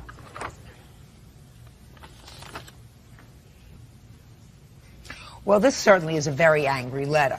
It's a letter, Miss Marine, that you wrote to Zane, I assume while he was incarcerated. Yes. And let me tell you how I evaluate this letter. Your son and her daughter, who she refers to in this letter as a bunch of miserable dopeheads, she refers to her own daughter that way, created a child that she now has to take care of. You have other children? My children are grown. I have another grandchild. How old is your other grandchild? He'll be 6 next month. Who does he live with? His mother. That's what's supposed to happen. You have children who are in their 20s and 30s, and they choose to have families, and they come and visit every Sunday or every other Sunday, and they spend 2-3 hours. They mess up your house, and then they go home. They don't come to live with you when they're 2 years old. You're having a wonderful time. You got a new husband, you got a new house, you're moving, everything is nice, and she's getting up at 3 o'clock in the morning, and she's taking care of kids who have the stomach flu and virus and daycare and all this other stuff, because 2 young people who didn't know enough to use adequate protection had a baby and happened to be 2 drug addicts and said, oh, I'm not, somebody else is going to take care of my problem. So your son, instead of writing from prison and saying to her, thank you for taking care of my child. If there's anything I can do, keep tabs on what it is that you're spending. I can never repay you, but at least I can help when I get out, is very interested in his dog. Who's got my dog, and who's going to take care of my dog, and you've got my dog, and I want my dog back. And she says in the letter, before you ask about your dog, why don't you ask about your daughter Lark? Oh, he did. No. That's her Much later on in the letter, clearly. Before you get angry. She has a restraining order against us. Well, there must be a reason for that. I haven't done anything to her. I have no restraining order. She said she has it hasn't been served. It never got served. She said she has no restraining order. What I'm telling you is, I think that you should start to mend fences before you build barriers. This lawsuit is a barrier. You have no case anyway. And I think the long-term picture that you should look at is that it's quite probable that this little grandchild is going to require 2 sets of grandparents to help raise her, unless her parents get their acts together. And so far, I see a mother who checked into rehab for 35 days, which isn't enough time. I hope that your son does better in his program, because certainly he probably has a jail term hanging over his head if he doesn't. Yes. In any event, you two ladies, if you're smart, are going to get together for the sake of this 22-month-old baby who probably will need you. Your case is dismissed, as is your counterclaim. Parties are excused. You may step out. I, had hoped that my son would at least get his dog back. I think that Kim filed this suit because I am seeking temporary custody of my granddaughter. Oh, no, it's not. Melody thinks she is Saint Melody and thinks that she can just take everybody's stuff and do whatever she wants. I hope that Kim can follow through with her promise and teach Lark how to crochet and sew, because I know how to cook and garden. I just wanted to let her know that she's not going to walk all over me, and yes, I am going to watch out for my granddaughter. 21-year-old student Nikki Gajowski is suing her former tenant, 22-year-old waitress Patricia Carlson, for unpaid rent and damage to her apartment. Patricia is countersuing for damages resulting from a wrongful eviction. This is case number 95 on the calendar in the matter of Gajowski versus Carlson. Parties have been sworn in, Judge. You may be seated. Sir, have a seat, please. Ms. Kachowski, you sublet your apartment to the defendant, and you claim that she moved out, she owes rent, and she damaged the apartment. You want her to be responsible. Ms. Carlson said she was just a few days late in paying her rent in March, and you evicted her. You told her she had to get out. You locked her out, and she is counterclaiming for all kinds of things due to this wrongful eviction. Okay. Were you friends before this sublet? Yes. How long was your lease? My lease started March 27, 2003, and it ended April 30th of 2004. And when did you sublet the apartment to Ms. Carlson? October 1st of 2003. And did you sign a written document with her of sublet? Yes, ma'am. Can I see it? Notarized.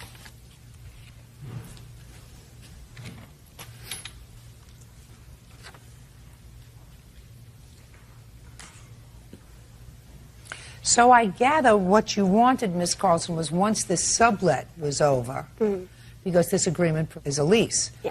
And it is a lease for you to live there until the end of her lease. Yes. Unless, of course, you could get the lease put in your name, which is, I assume, what you wanted. Yeah. So that you would be the primary tenant. Yes, of course. That never happened. No. Well, you were late in your rent in March. What was the rent? $520. Why were you late? I had to work, so I didn't pay rent. I was like a couple days late. I went to the office. I told them. No.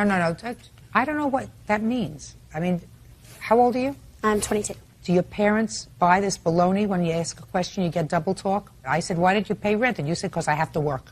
I didn't. I was late. And so there was no reason. Okay. How late were you? Couple of days. Couple of days is 2. Are we talking about March 2nd? Rent was due from the 1st to the 5th. I went up to the office around the 13th.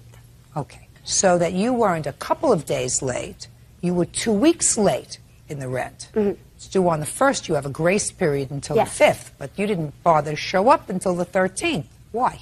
I was working.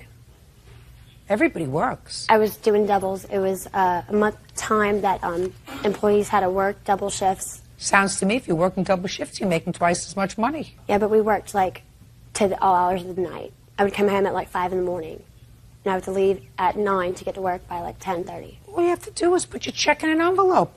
My dear, so you're working double shifts means you're making a lot of money. Should have had money to pay your rent, $500. There's no excuse. I understand that. Okay, oh, fine. So that you breached your lease. Yeah. And you got a call, I gather, and as a result of that call, you changed the locks on the apartment. Can When did you change the locks on the apartment? I got a call around the 11th. And I tried calling Tricia several times. I left messages. I said, I want to know what's going on. Do you need me to help you? She never returned my phone call, never paid the rent. So then I went in and I changed the locks and I left her a message. I said, look, I changed the locks. Either please go pay the rent with the late fee or, get a U-Haul and move out. I did give her about 3 days. Okay. That was my last resort. Fine. So you want her to pay the rent that she owes for March, $520, and the rent that she owes for April. And a late fee of $37.65 or something. Okay.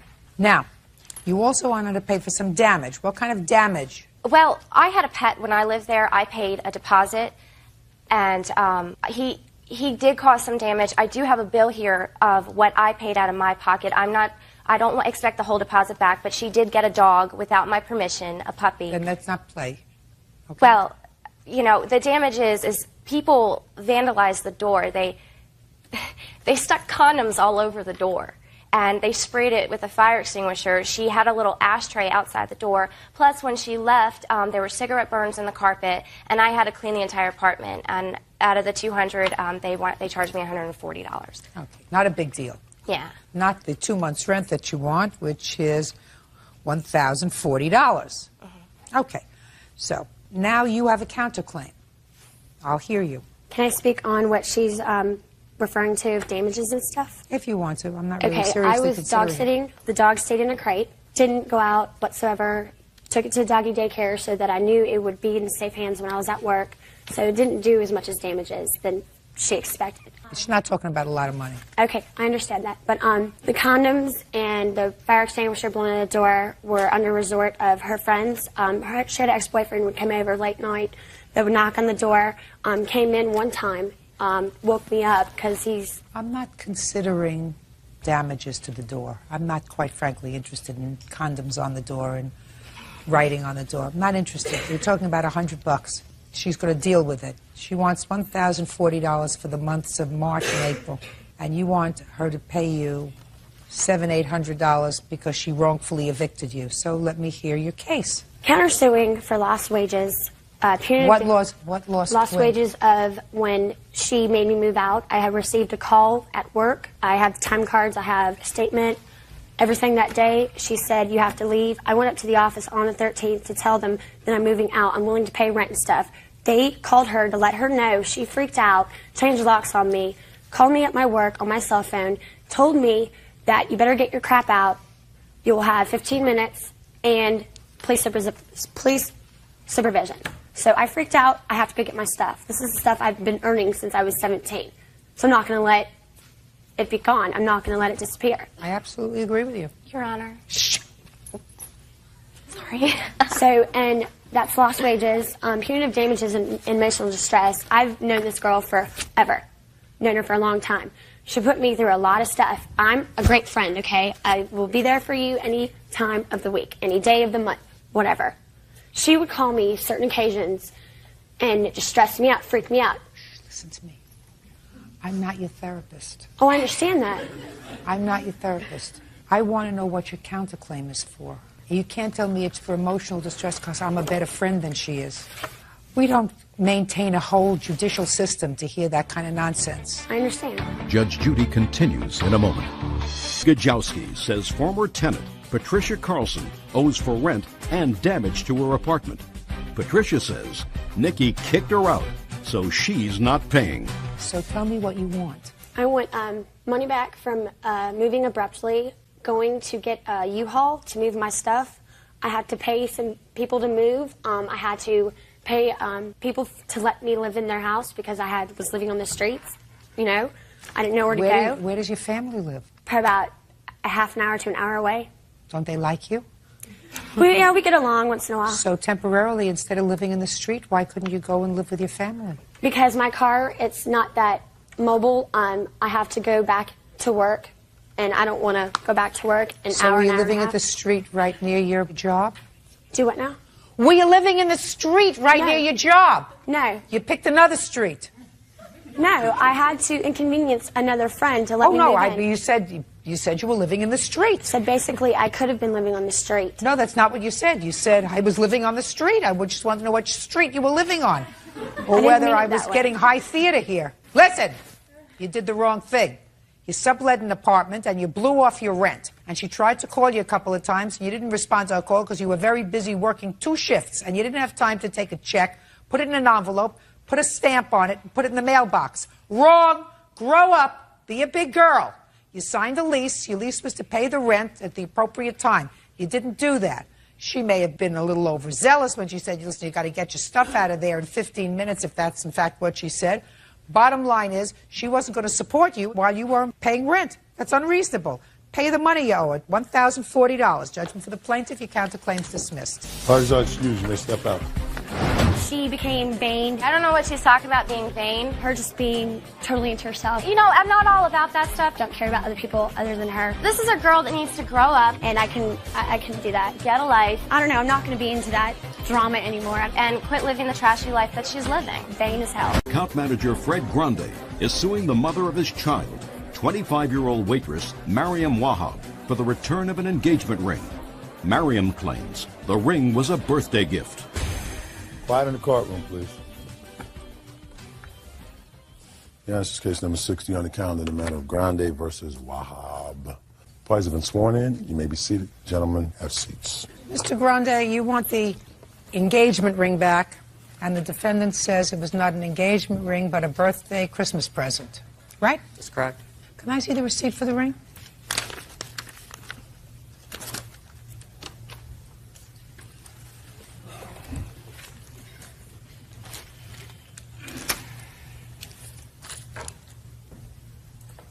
Okay, well, the first thing I have to ascertain is, Mr. Grande, you are suing her for $699 for the return of the value of the ring, and you only paid $359.11 for it. What's the other money for? Okay, originally the $699 is the retail value of the ring. I did have it appraised, and the total that I did pay on it is $385, and that's the total amount that I did pay into it. So that's what I would be seeking is $385. But didn't you think I'd figure that out? Yeah. I mean, when you filed your lawsuit, didn't you think that I'd figure out that you were seeking twice as much as you paid for the ring? Well, you are the only human being in history who buys a ring from a jewelry store and it doubles in value in a relatively short period of time. All right, so you're not seeking $700 for the ring, you're seeking $359.11. That's correct. Okay. There's nothing wrong with shooting big, though. Oh, I shoot big too, sir. Okay, so now we know what your lawsuit is about, Mr. Grande. You and the defendant have a child together, is that right? We do. And how old is that child? She's 16 months. And you share custody of her? We do. I have full custody. Shh. Don't speak out. Okay. I'm really good at getting information. It's really my strong suit. I'm really good at getting quality, accurate information. But I like to get it from the person who I choose to get it from.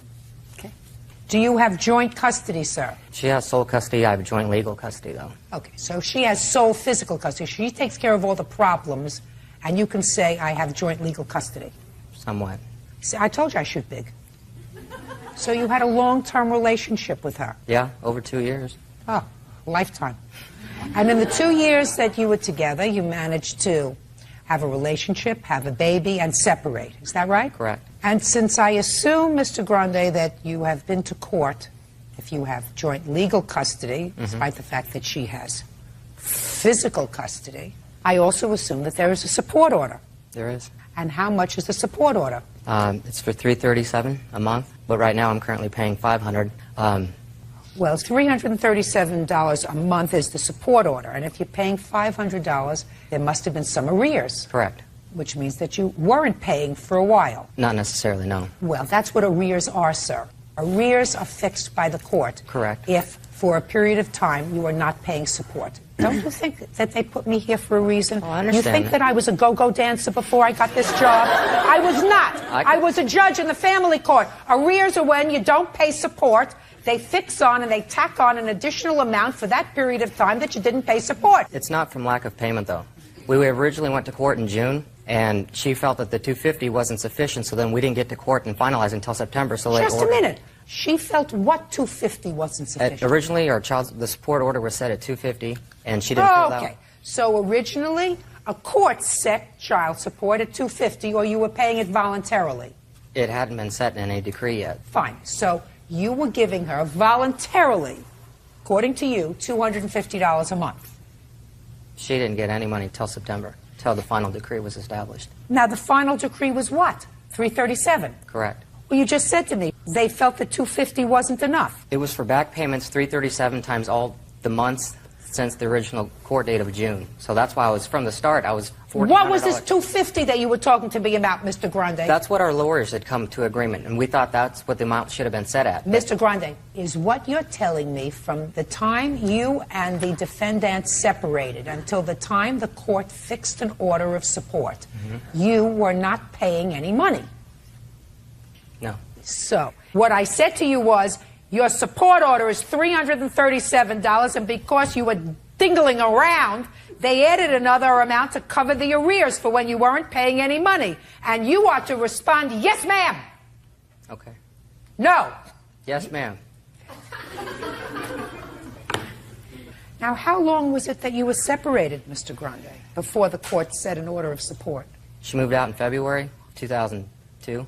Yes. And when did the court make a support order? September of 2002. February, March, April, May, June, July, August. So for 8 months, you didn't pay any support. Mm-mm. Is that right? Correct, Your Honor. Now let's get to this $350 engagement ring, the Hope Diamond that you bought for her.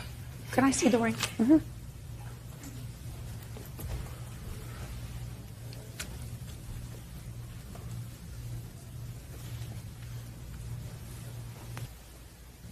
That looks like a pretty ring. Doesn't look like any sort of an engagement ring I ever saw. Engagement ring usually has one nice stone right there in the middle that just sits there and smiles at you. Give this back to her until I decide what to do with it, would you?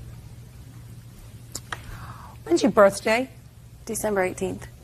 And is it on December 18th every year? Yes. It doesn't change dates. You know, Right. 2002 it's December 18th, 2003 it's December 18th, right? Right.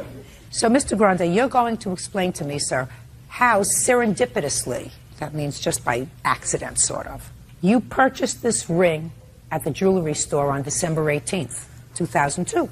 Coincidence.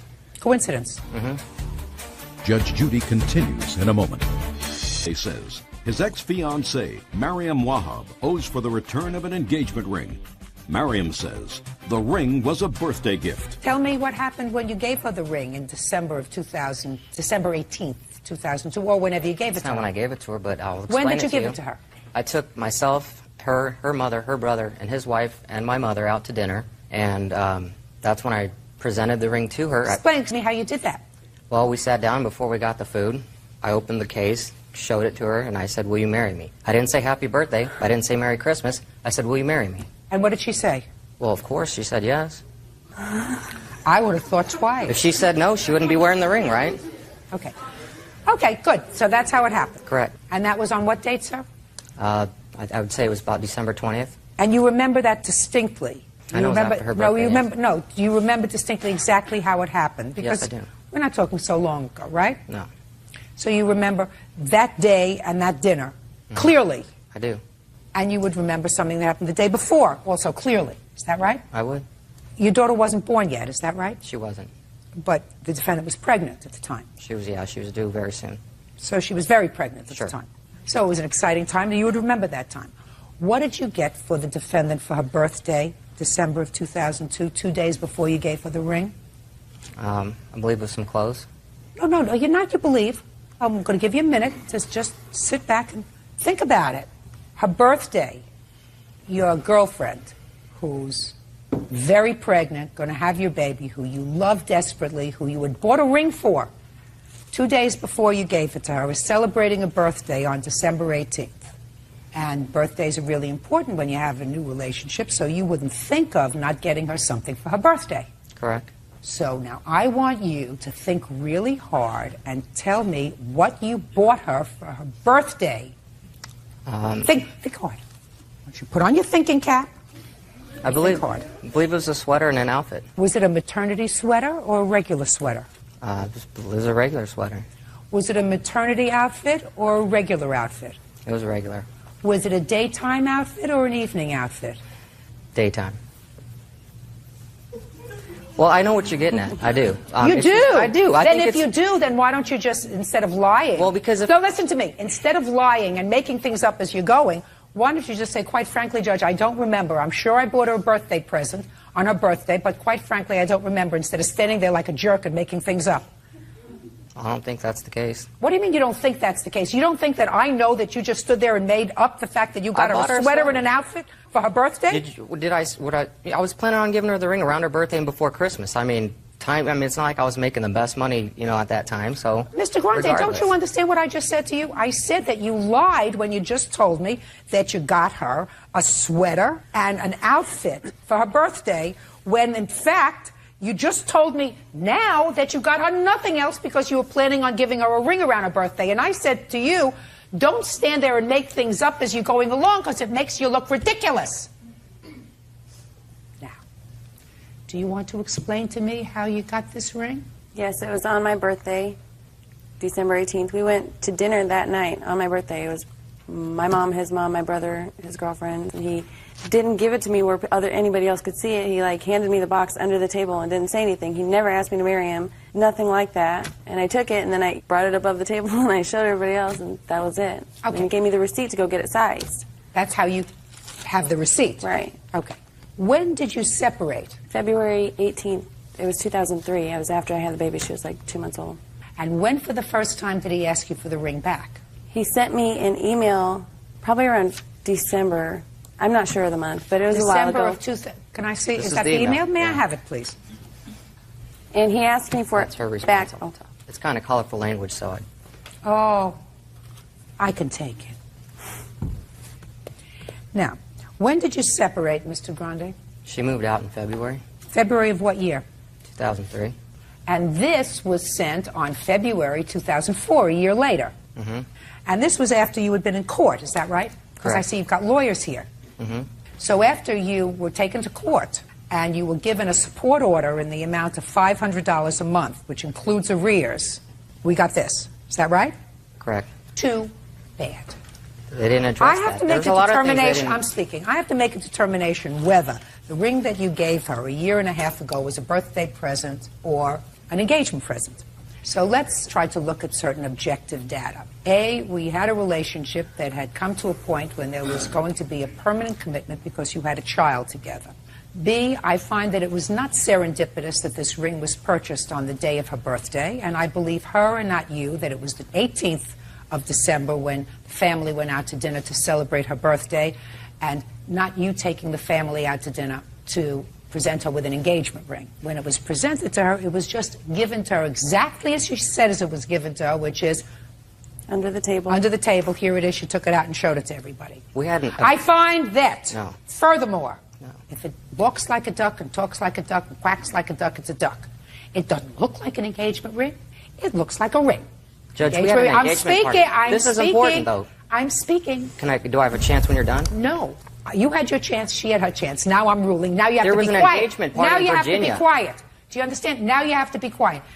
Most importantly, sir, how you have the audacity to sue her for a $300 ring when for 6 months you paid not 1 penny in child support, not a penny, is something, quite frankly, Mr. Grande, that I don't understand.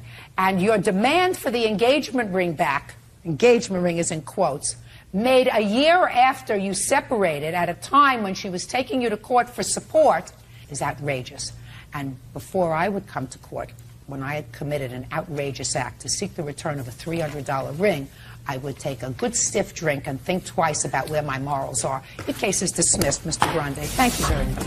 Parties are excused. You may step out. He thought I started dating other people, and that's when he got mad and asked for his ring back, and I said no. We had an engagement party in Virginia, which didn't get brought up. Was that a fake engagement party? I doubt it. Right, we just tried to make it look good, like I was getting married before I was pregnant, before I told him I was pregnant. I take care of my child. I pay support. I've never missed a payment. As far as the child support, for example, he tries to get over on everybody as much as he can, and like this, but in the end he always ends up looking stupid. Next case. All parties in the matter of Armendariz versus Barrett. Step forward, please. 26-year-old retail clerk Lena Armendariz is suing her ex-boyfriend, 24-year-old waiter Ryan Barrett, for an unpaid loan for rent. Ryan is countersuing for his waterbed, rollerblades, and computer. Miss Armendariz, Mr. Barrett and you lived together for a period of time. He was your boyfriend, and according to your complaint, he ran into some tough financial times, couldn't pay his rent for a few months, and you loaned him the money to pay his share of the rent. That's He moved right. out, and you want that money back. Mr. Barrett says this was not a loan. You were living together. You were a couple living together. You went into some hard times, and you just covered the rent until he moved out and found his own place. He is counterclaiming because he said at some point he decided he wanted to come back and get his property that he had left behind, and you told him that he couldn't until he paid the rent that he owed you. So he is counterclaiming for his waterbed, rollerblades, and a computer. That's correct. When did you move in? We moved in together in March of 2003. Did you have a lease? We did have a lease, yes. How long was the lease? It wasn't a specific length of time. Actually, there was Your Honor, I have this right here, the lease copy. It's for, it has the date right over right there on there.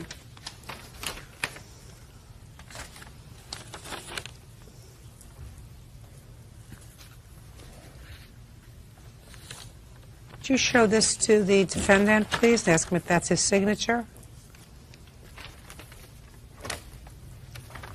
Yes, it's my signature. That's a lease. Yes. So you had a lease. We had a lease. The lease was for 1 year. When did you move out? I moved out in September. Actually, October, rather. She's not suing you for the rent during that time. When did you stop paying rent? I stopped paying in the end of September. I didn't pay for October because I was not living there in October. He was actually, Your Honor. Just a second. When did you go back to get your property?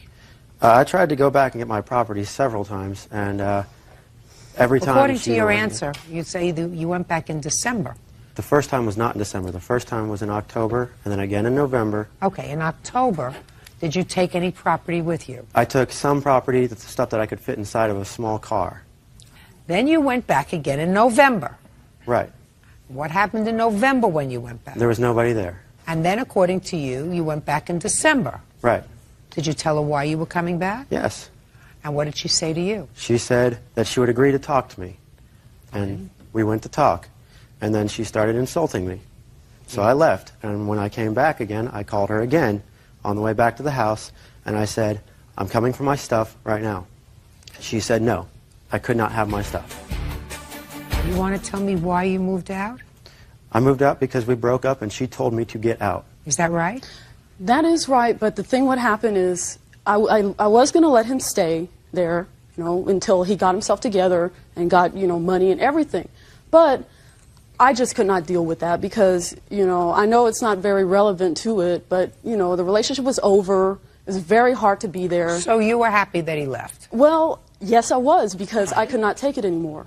And he wanted to try to work it out, to try to, you know, make payments to me and I everything. wanted my property back, honestly. Just a minute. So He did when not you- say he wanted Just to- a second. So when you discussed it, you discussed making payments. Is that right, sir? I told her that I would... Just answer my question. Stop tap dancing. I said, did you in fact tell her that you would make payments? Yes. Great. And what happened? What happened? I tried to contact her to set up a time to make payments. To make payments. To I make tried payments. to. Had you come to an agreement on the amount? I went ahead and I said yes to her amount. Which was what amount, sir? It was $900 at the time. Why didn't that come to fruition? That did not come to fruition because she wanted to go to a notary and have it done there. So I said, okay, fine. We'll go to a notary. And when I tried contacting her in order to set up a time and date to go, she said, no, I'm busy. I'm busy. I don't have time for this. And I waited for a response. Never got anything. Okay. So you did agree to pay $900 in payments. Oh, that was a long time getting there. Now, you have his waterbed? I have... Just answer my question. You have his waterbed? Yes, I still have the waterbed Good. and the computer. Good. And what about the rollerblades?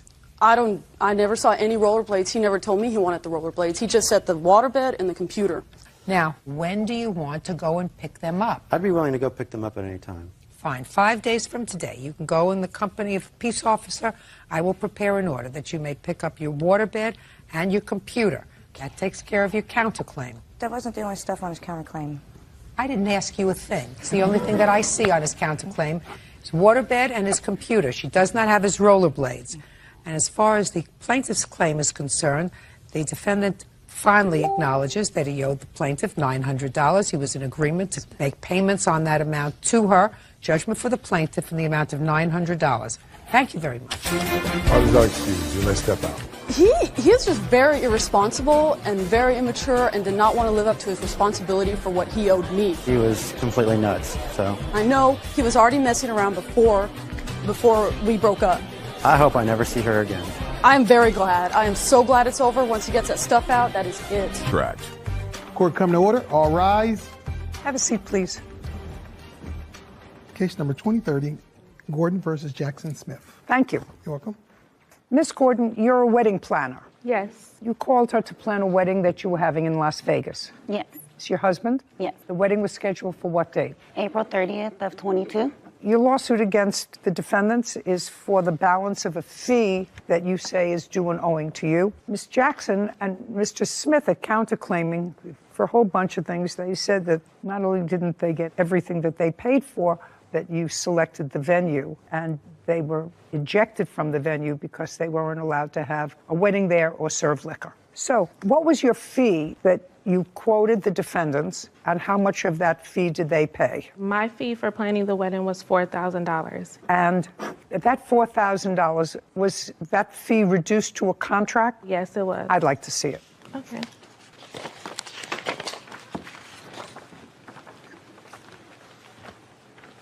Ms. Jackson, this is your first wedding? Yes. And yours? Yes.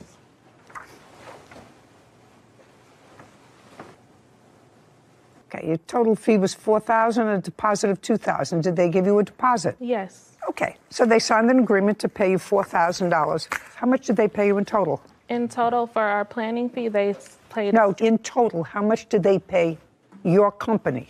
$2,000. $2,000. Correct.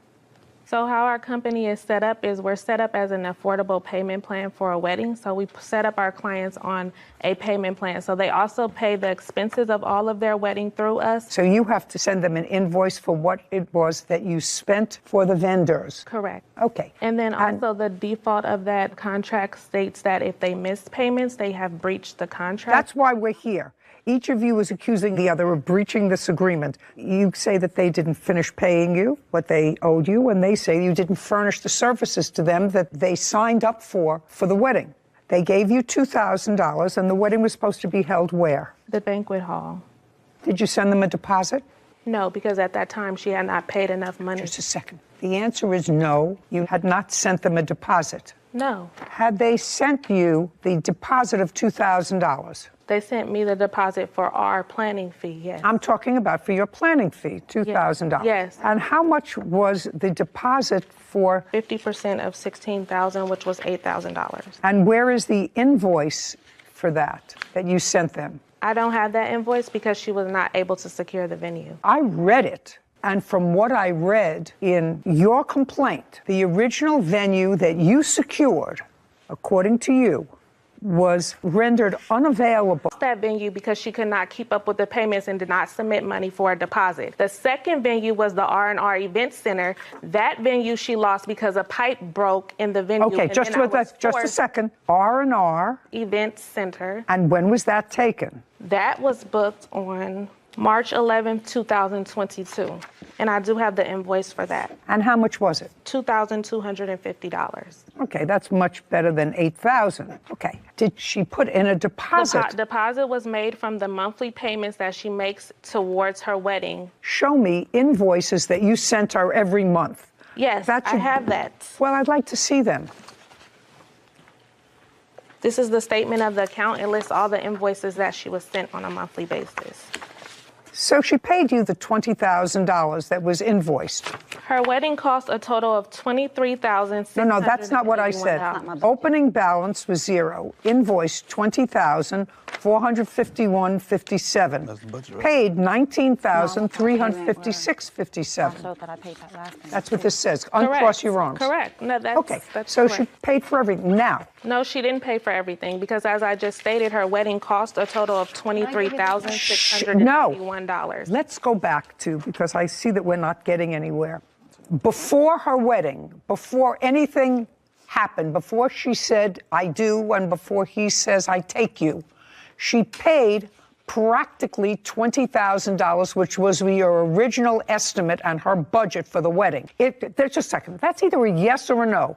Before the wedding, your original budget that you were given by the defendant, I read the papers, was $20,000. So, and as that's either a yes, I read the papers, or a no. Yes, that's the budget she stated she would like to stay around. But however, in planning a wedding, you cannot give an exact of how it's going to cost. I didn't say that. I didn't, Madam, pay careful attention to me.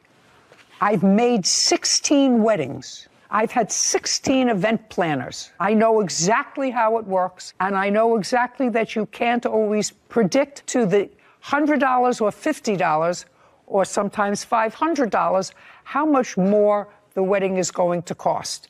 It never costs less. That's not what I said to you. I said by the time the wedding took place, she had paid the vast majority of the original amount that she said she wanted to spend for the wedding. And that is accurate. She said she wanted, just a second. So the answer is no. That's what she wanted to spend, exclusive of your fee. Correct. Now, of your fee, she gave you an initial deposit, or they did, of $2,000. So that's either a yes or a no. She gave you $2,000. Did she ever pay you the other $2,000 for the fee? And the rest of the expenses that you want are the additional expenses over and above the $20,000 that you, stop shaking your head, over and above what she originally said she wanted to spend. Correct. Now, I'm going to get to what happened just about a week before the wedding. Okay. You had booked a place. She had paid for the place, $2,250. Yes. And that was at R&R. According to you, something happened at R&R. Stop shaking your head. It's annoying. Something happened at R&R. What happened at R&R and when? Correct. The wedding was scheduled to happen on April 30th. Tell me what happened at R&R. I was informed by Rico, the owner, sitting on that side, that a pipe had busted and the venue would no longer be available for usage on her wedding date. And on what date was that? It was around the week before her wedding, or 2 weeks before her wedding, sorry. Date? I don't have the exact date. You own, manage, or what, this R&R? I'm the owner of R&R Event Center. Hey, tell me your last name, sir. Cox, C-O-X. Do you remember having a conversation with the plaintiff about the venue? Yes, ma'am. Do you remember when it was? March 25th of 2022. Can you tell me what you said to her and what she said to you? We had a conversation. I'm like, hey, problem with my venue. I had a pipe that busted. I won't be able to host their wedding. Well, the reception, I should say. So I informed her I can put her in contact with other venues that I may know, or I could send her back the deposit. She asked for the deposit back.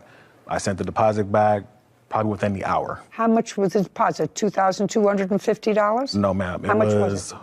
$1,125, which was half. So 50%? Yes, ma'am. So you sent her back the deposit? Yes, ma'am. Did you receive the deposit, Miss Gordon? Yes, I did. The wedding wasn't until April 30th. So you had plenty of time. Well, not plenty of time. You had time to look for a new venue, or else they were going to have to change the date. Correct, and they found Shh. What venue, you can sit down, Mr. Cox, thank you very much. What venue did you select? And had you ever used them before? No, I had not. I never worked with a challenge budget like this for a venue. If you don't like the budget, don't take the gig. Yeah, I won't.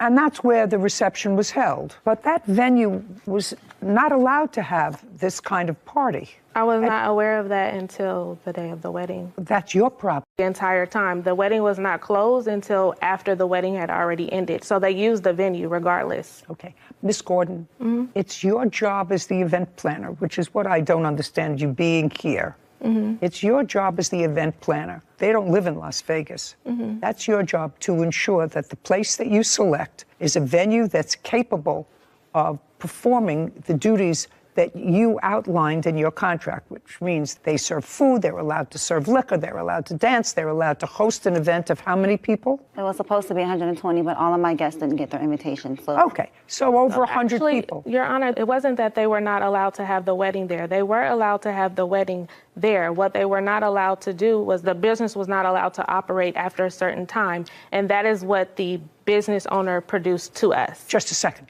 You want to show me a contract that you signed with that business owner? Miss Gordon? Yes, I do. Yeah, I would like to see the contract that you signed with this business owner.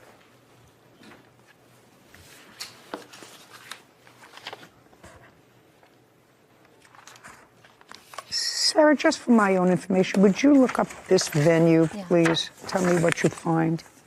Sure.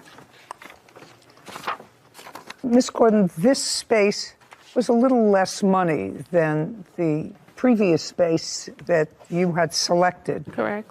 $500, $700? Yes, and that's because they were not providing all of the things that the original event place was providing. Was this event space that you booked at the end of the evening, I don't want to use the word raided, closed by the police? That's either a yes. Did the police arrive at this venue? Yes, they did. Okay. And what time did the police arrive at the venue? They arrived at 9:30. Is there a police report that anyone has? No. And how many parties have you done where police arrived at the end of an evening or during the course of an evening in the 2 years that you've been in Las Vegas? Never. And the police arrived at this wedding not because anybody was creating a disturbance, there weren't shots fired. Well, no, that is why. Wedding planner Tara Gordon claims her former clients, Beatrice Jackson and Nicholas Smith, owe for the balance of their wedding. Beatrice and Nicholas are countersuing for breach of contract. Okay, police arrived at this wedding not because anybody was creating a disturbance, there weren't shots fired. Well, no, that is why. They initially had a report because I don't know that reason. Because she can attest to the altercation that took place prior, which is why we were even brought up on the radar, because the other businesses in the vicinity of where the business takes place had complained. There was a lot of altercation back and forth outside of the event because she refused to sign the agreed upon payment plan to continue payments after the wedding. You understand that I'm not particularly sympathetic. I'm not. I'm letting you know I'm not particularly sympathetic for the following reason. Mm-hmm. Somebody plans a wedding and has a budget of $20,000 plus your fee. So that's, say, $25,000 that they either put together or are saving up for a wedding, first for each.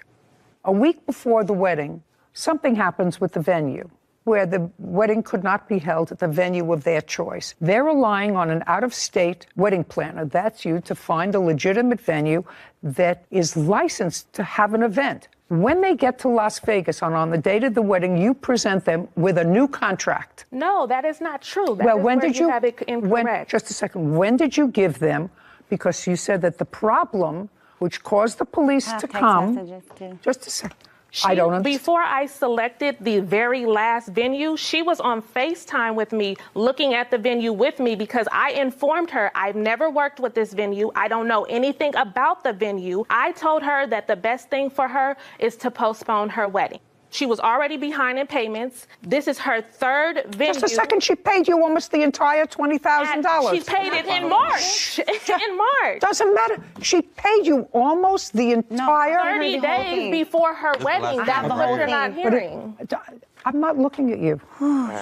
Before her wedding, she paid you almost the entire amount of the $20,000 that she originally gave you as a budget before the wedding. If you look at the contract, it says that you're going to make monthly payments so that we can adequately plan your wedding. You booked me back in 2021, almost a year before your wedding. The wedding was to be planned over the course of that year. The initial venue that I have worked with that I know is reputable, she ended up not paying the deposit on time, so they had to move forward with another date. After that, I didn't get any payments from her until March when she got her tax return. And then at that time, I was forced with less than 60 days to try to find another venue, in which I did, which was our event space. And then a pipe busted in that event space. And then I was forced to find another venue for her. I told her back in January, the top of the year, you need to postpone your wedding. Before invitations went out, before of all of that, when she was having troubles with her payment plan, I advised her as a professional, I think. Cross your arms. You're the expert. You're trying to talk over me? You're trying to talk over me? No, I'm not. Good. So you're the expert. She's out of town. The reason that she selects a wedding planner in Las Vegas is because you're supposed to know whether or not the venue that you recommend is able to take care of the party you book. You may say to her, I don't uncross. You may say to her, I don't know anything about the venue, but that's your job. You're supposed to know about the venue. When I told her in the first place that she needed to postpone her wedding, that was my professional You mean that's advice. No, that's not what she hired you for, to tell you to postpone her wedding. She hired you to plan her wedding, not to give her advice whether or not. You're trying to talk over me. That doesn't happen. That doesn't happen. You have to understand there are certain things that you did. Okay. You got out the invitations. That's a great thing. I assume you got a DJ. That's great. All of those things. The wedding itself, to me, was problematic. If my wedding ended with the police coming to the venue, and it turned out that the venue was one where you weren't allowed to have that kind of an event, I would be annoyed at the wedding. We're allowed to have a wedding. No, they weren't. The police officer. The contract clearly states that. I don't care what it states. That's not what the police officer said. And you know because you have a police I don't report, care what you it spoke to them? No, I don't you were care what it escorted out. states. You started to tell me before that the reason the police came there is because there was an altercation about you giving her another contract on that date, and there were words outside, and people were complaining, other people who were in the area. That's not what I said. What did you say? The night before her wedding, I explained to her. I want to know what's happened on the date of the wedding. Just a second. Can you let me finish so I can articulate? I want you to go because I have a limited amount of time and I'm getting very old. I thought what you said to me, and you're going to read this back, is that the reason the police were drawn to the venue is because of the arguments outside. Correct. With, let's read that That's back. what I just said. That was on the date of the wedding. Correct. You got married, and you're happy, and you had people at the wedding. You got a free wedding. And you $20,000. You're almost done. Do you understand? You're almost finished. Go ahead. We were brought up on the radar because the other businesses in the vicinity where the event took place had complained. There was a lot of altercation back and forth outside of the event because she didn't agree to sign the payment plan. Okay. So the reason that was because there were altercations about this second contract. No, that's not the contract we were having an altercation about. That's what I'm trying to Oh, just a explain to second. you. On the day of the wedding, Miss Gordon, did you present her with a new contract to sign? That's either a yes or a no. I did, but not for the venue. That's It's not for the venue. I didn't say it was Okay, for the venue. yes. On the day of her wedding, did you present her with a new contract? The answer is yes. Yes. You said you had discussed that with her the night before? Correct. And uncross. Oh, sorry. And the night before, did she agree to sign? Yes, she Just a did. second. A new contract. Yes, she did. Okay. And the new contract provided for what? The new contract that she was supposed to sign Provided for what? provided for the remainder balance of the $23,681 that her wedding actually cost. Because she had only paid $19,000, you have the sheet, so I don't have the have it, exact number. 19,356.57. Correct. So since she had only paid that amount and the total expenses for her wedding were $23,681, so the night before she agreed to make a payment plan with me to extend her payments beyond her wedding date to pay off this remaining balance. And is that what she agreed to on the phone? Is that what you're saying to me? Correct. She agreed with She you agreed on... Shh. She agreed on the phone to pay you the additional $3,500 or $4,000, and she agreed to pay it over time. Correct. And that was Friday night. Correct. And then she got to the wedding. Correct. And at what point did you present her with the new contract? At what point in the event? Upon her arrival to the reception venue. Now, what happened when you got to the reception venue? You'd already gotten through the ceremony, so you're already married. What time did you get to reception? So the reception was supposed to start at 5. It was supposed to start at 5, but when we got there, she wasn't even done decorating. All of my family stayed outside for another hour, including my grandmother, my grandpa. We waited in cars.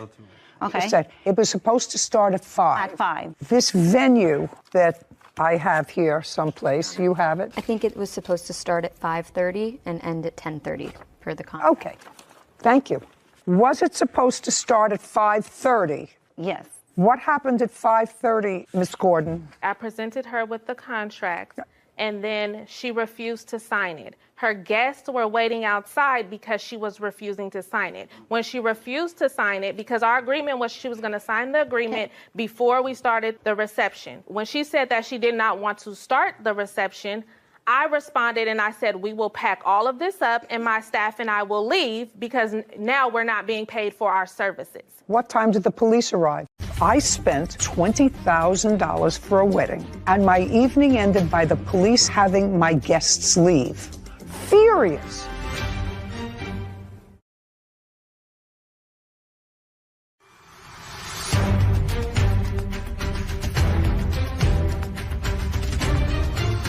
Wedding planner Tara Gordon has accused her former clients, Beatrice Jackson and Nicholas Smith, of refusing to pay the remaining wedding balance. Beatrice and Nicholas claim Tara booked an illegal venue for their reception. So, what time did the police arrive? The police arrived at 9:30. And did the police tell everyone to leave? Yes, they did. And told everyone that they had to leave? They arrived and they told me that everyone had to leave. Whether they told you or whether Yes. they told them, Yes. they said the place had to be cleared. Correct. And that was an hour before the termination of the event. So at the end, the event was... The event was supposed to end at 10:30. Police arrived at 9:30. That's according to you. That's an hour short of the event time she was supposed to have at the venue. No, the event was supposed to end at 9:30. This is her timeline of events that was supposed to No, take place. this is the contract. That's the time that I have the venue too. I have to clean up. The agreed upon timeline is here. The wedding was supposed to end at 9:30, giving me an hour to clean up. I'll take a look at what you have. I'm just telling you that this is the signed contract. That's signed between me and the venue because they were giving me an extra hour to clean up. That doesn't say that in here. Because I booked it for a timeline. I booked it from 5:30 to 10:30. I outline everything that takes place. It ended at the last song of the night was at 9:30. And she went through the last song. We made it through the last song of the night on time. Could I take a look at that? I just can't wait till it's my turn. Well, the last song of the night was supposed to start at 9:30. Yes, and it started earlier because we made it through and she was done dancing. And by the time the police came, it was just mingling and dancing going on. So she had made it through her entire wedding reception is what I'm trying to state. Yes, Mr. Cox. Please. Hey, Your Honor, I'm back. That's not true. The police actually came at 9 o'clock, and... Were you there? I was the DJ. You were the DJ? Yes, ma'am. Oh. That didn't get paid. Don't. Oh, he got paid. Don't. He got paid. Speak. So the police arrived at 9 o'clock. That's correct. And what happened when they arrived, Mr. Cox? So By the way, did you know them before the wedding? No, ma'am. Did you know? I'm not talking to you. I'm talking to him. She booked your services. Yes, ma'am. And how much were your services for the night? My DJing services were $500. Were you paid? No, ma'am. What happened when the police arrived? The police came, asked everyone to leave. Do you know anything about this venue space where the wedding took place? Yes, ma'am. Tell me about it. It's a storefront. So are a lot of venues in Las Vegas. Your case is dismissed. Do you understand? This is not a free-for-all. As far as I'm concerned, you got almost exactly what her budget called for. And I have one vendor that wasn't paid. Because she didn't pay. It's clear. Well, how do I know that you paid the other vendors? At least I know one vendor that you didn't pay. And she paid almost $20,000. They got paid because... Okay. I have two things. I have one vendor that's here that wasn't paid. You were paid almost $20,000. The balance, part of it, is for your fee. Part of it is for... My fee was not... Are you saying that part of this money that you're suing for, this $4,000, was not part of your fee? The $4,000 that I'm suing for is part of my fee. Of course, that's what I said. So part of that money was for your fee, and part of it was for vendors. I have one vendor here who says he wasn't paid. Well, I have receipts from other vendors if you like to see. No, I know you had a lot of vendors, but you didn't pay him. He's the only I didn't pay him body. because she didn't pay me. It's clear. She didn't pay me enough money to pay her venue. I have here proof of how much every item in her wedding cost, which exceeded the $19,000 that she paid. Clearly, she owes more money. That's the facts of the matter. She owes more money to She's what her wedding cost. She's countersuing you for ruining her wedding because you booked it at a venue that wasn't allowed to have a wedding. She's got a counterclaim for far more than your claim. Bottom line is, she picked a wedding planner, she picked a venue, she tacitly approved this change of venue. Both of you had to at the last minute, but you did that relying on the wedding planner to find a venue that was capable to hold the event. And it wasn't. It wasn't. That's your job. Your job is to find an appropriate place so that the police don't raid a wedding a half hour before it's over.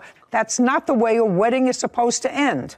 So what I want you to tell me is you're suing her for $4,300. How much of that $4,300 is your fee? $2,000.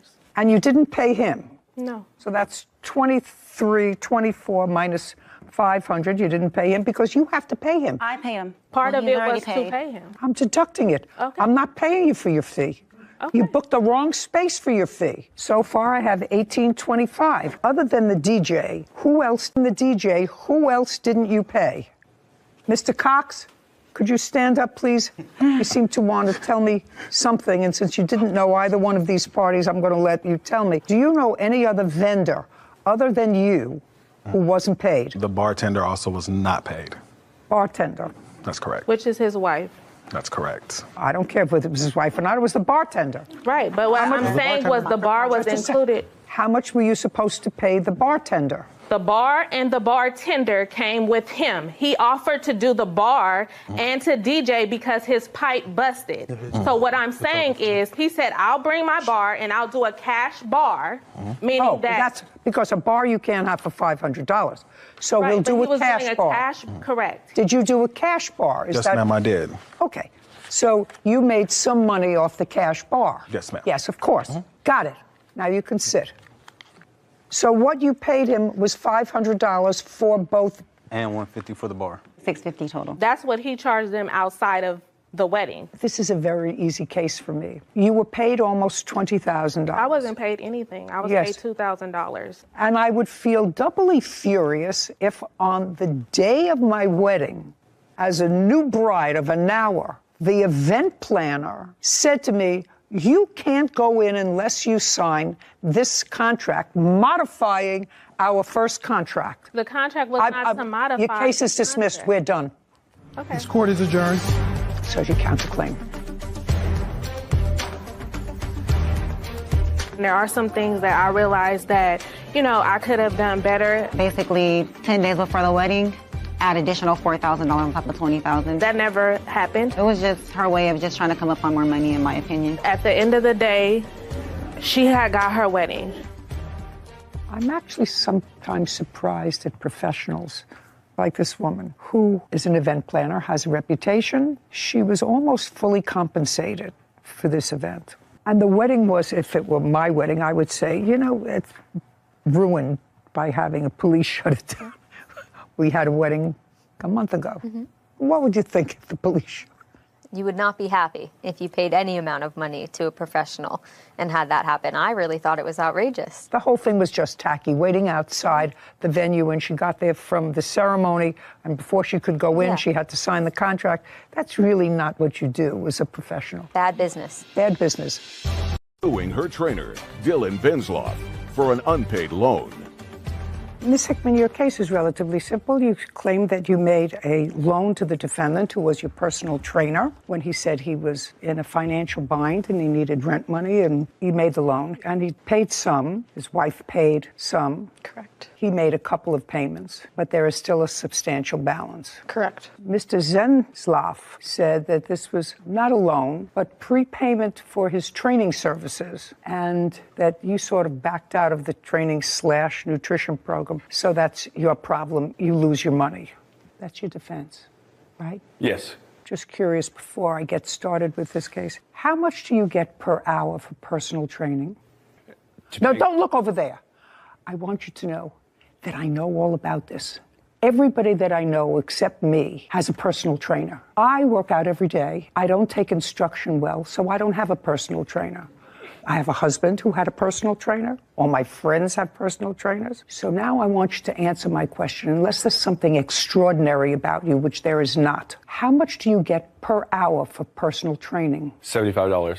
That's a reasonable figure. Just informational purposes. How much money did you take from Miss Hickman? How much money did I take? Yes, how much money did you take from me? I haven't money. I believe it was $2,300. Is that right? Correct. And on what date did she give you $2,300? I believe sometime at the end of last year, or it was close to the beginning of this year, somewhere along that time. Date? November 22nd, 2021. And at that time, how long had you been training her?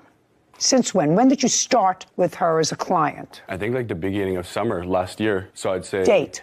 July 2021. Beginning, middle, or end? Beginning. July, August, September, October. So you had been training her for 4 months. Yes, ma'am. Up until November 22nd, how much money had she given you for training? Did she pay you by the week? Did she pay you by the month? How did she pay you? Up front, first. Okay. Monthly. In July. Yep. Not yup. That's not yup. Yes, Yup, ma'am. you say to your friends or to your wife. So in July, Yes. when you started, Yes. she gave you how much 500. for the month of July? Yes, ma'am. The month of August, how much did she give you? 500. Is that correct? Correct. September. Same amount. Yeah is not an answer. The beginning of November, did she give you $500? No, because that's when we had the agreement. No. Don't give me agreement nonsense. The beginning of July, she gave you $500. Yep. Beginning of August, Yep. she gave you $500. Beginning of September, Yes. she gave you $500. The beginning of October, she gave you $500. How much did she give you in the beginning of November? This $2,300 was not paid until November 22nd. How much did she give you the beginning of November? Then it must have been $500. Is that correct? So now she has given you $2,500 Yes, ma'am. for 5 months. She's given you $2,500. Yes, ma'am. Now I want you to tell me what happened in November after you gave him the $2,500. So we agreed to $100 monthly payments. This is in November? November, after we signed the agreement. What agreement? The agreement was that... No, I want to see the agreement. Don't tell me what it Absolutely. was. I'd like to see it.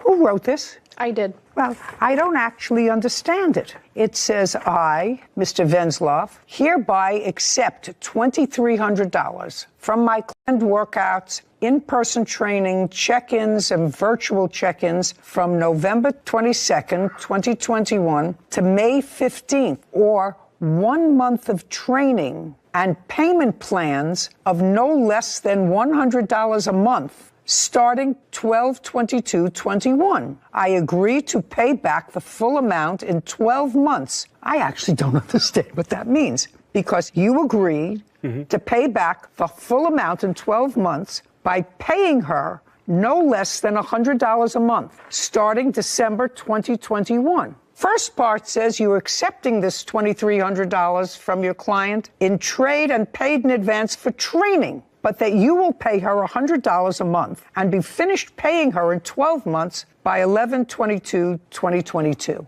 Okay. So you wrote this up. Yes. I don't understand it because it doesn't make sense. Of course. So there had to be a reason why you picked this $2,300. He's been training you July, August, September, October, and November. You paid him $500 each month.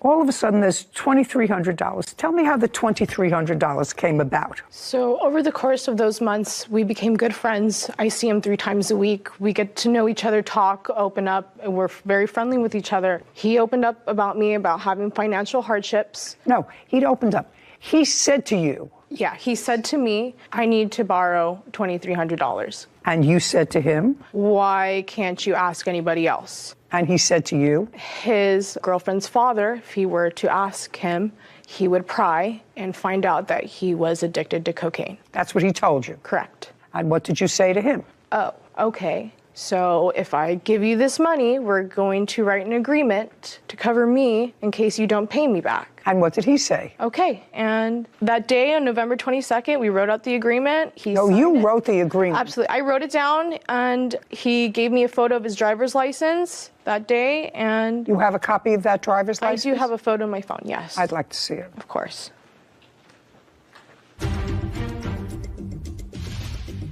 Nessa Hickman claims her trainer, Dylan Venzloff, owes for an unpaid loan. Dylan says it was a trade agreement and not a loan. Okay. Mr. Venzloff, understanding what I know, has the driver's license of their trainer. Nobody. And I'm very old. Now, can you give me a logical reason why the plaintiff would have a copy of your driver's license in her phone? To make sure that the trade agreement stays. What's the trade agreement? The trade agreement was that she was going to give me the money, and I was going to... Just a second. Let's go back for a second. Yeah, no problem. So what she says, in part, was accurate. Is that what you're telling me? In part. That you became friends, you would talk to her, you had a girlfriend, you knew he had a girlfriend. Correct. You asked her for money. Yes, ma'am. Different amount of money because you were in financial difficulty. Yes, ma'am. And that she asked you, why couldn't you ask your girlfriend's father? Because she evidently knew that, based upon the fact that you were friends, that you're the wife, girlfriend, whatever, your father has money. Yes. Okay. Why couldn't you ask the girlfriend's father, right? Yes. She asked you that question? Yes. And did you say to her, because I didn't want him to pry? Yes. Because I have a cocaine habit. Yes, ma'am. That was on the 22nd of November of last year. After she gave you that money, and you were supposed to, according to this agreement, make $100 a month payments to her. That would that's what it says. Yeah, if I was unavailable. No, it doesn't say, there's nothing here that says unavailable. Well, it's actually.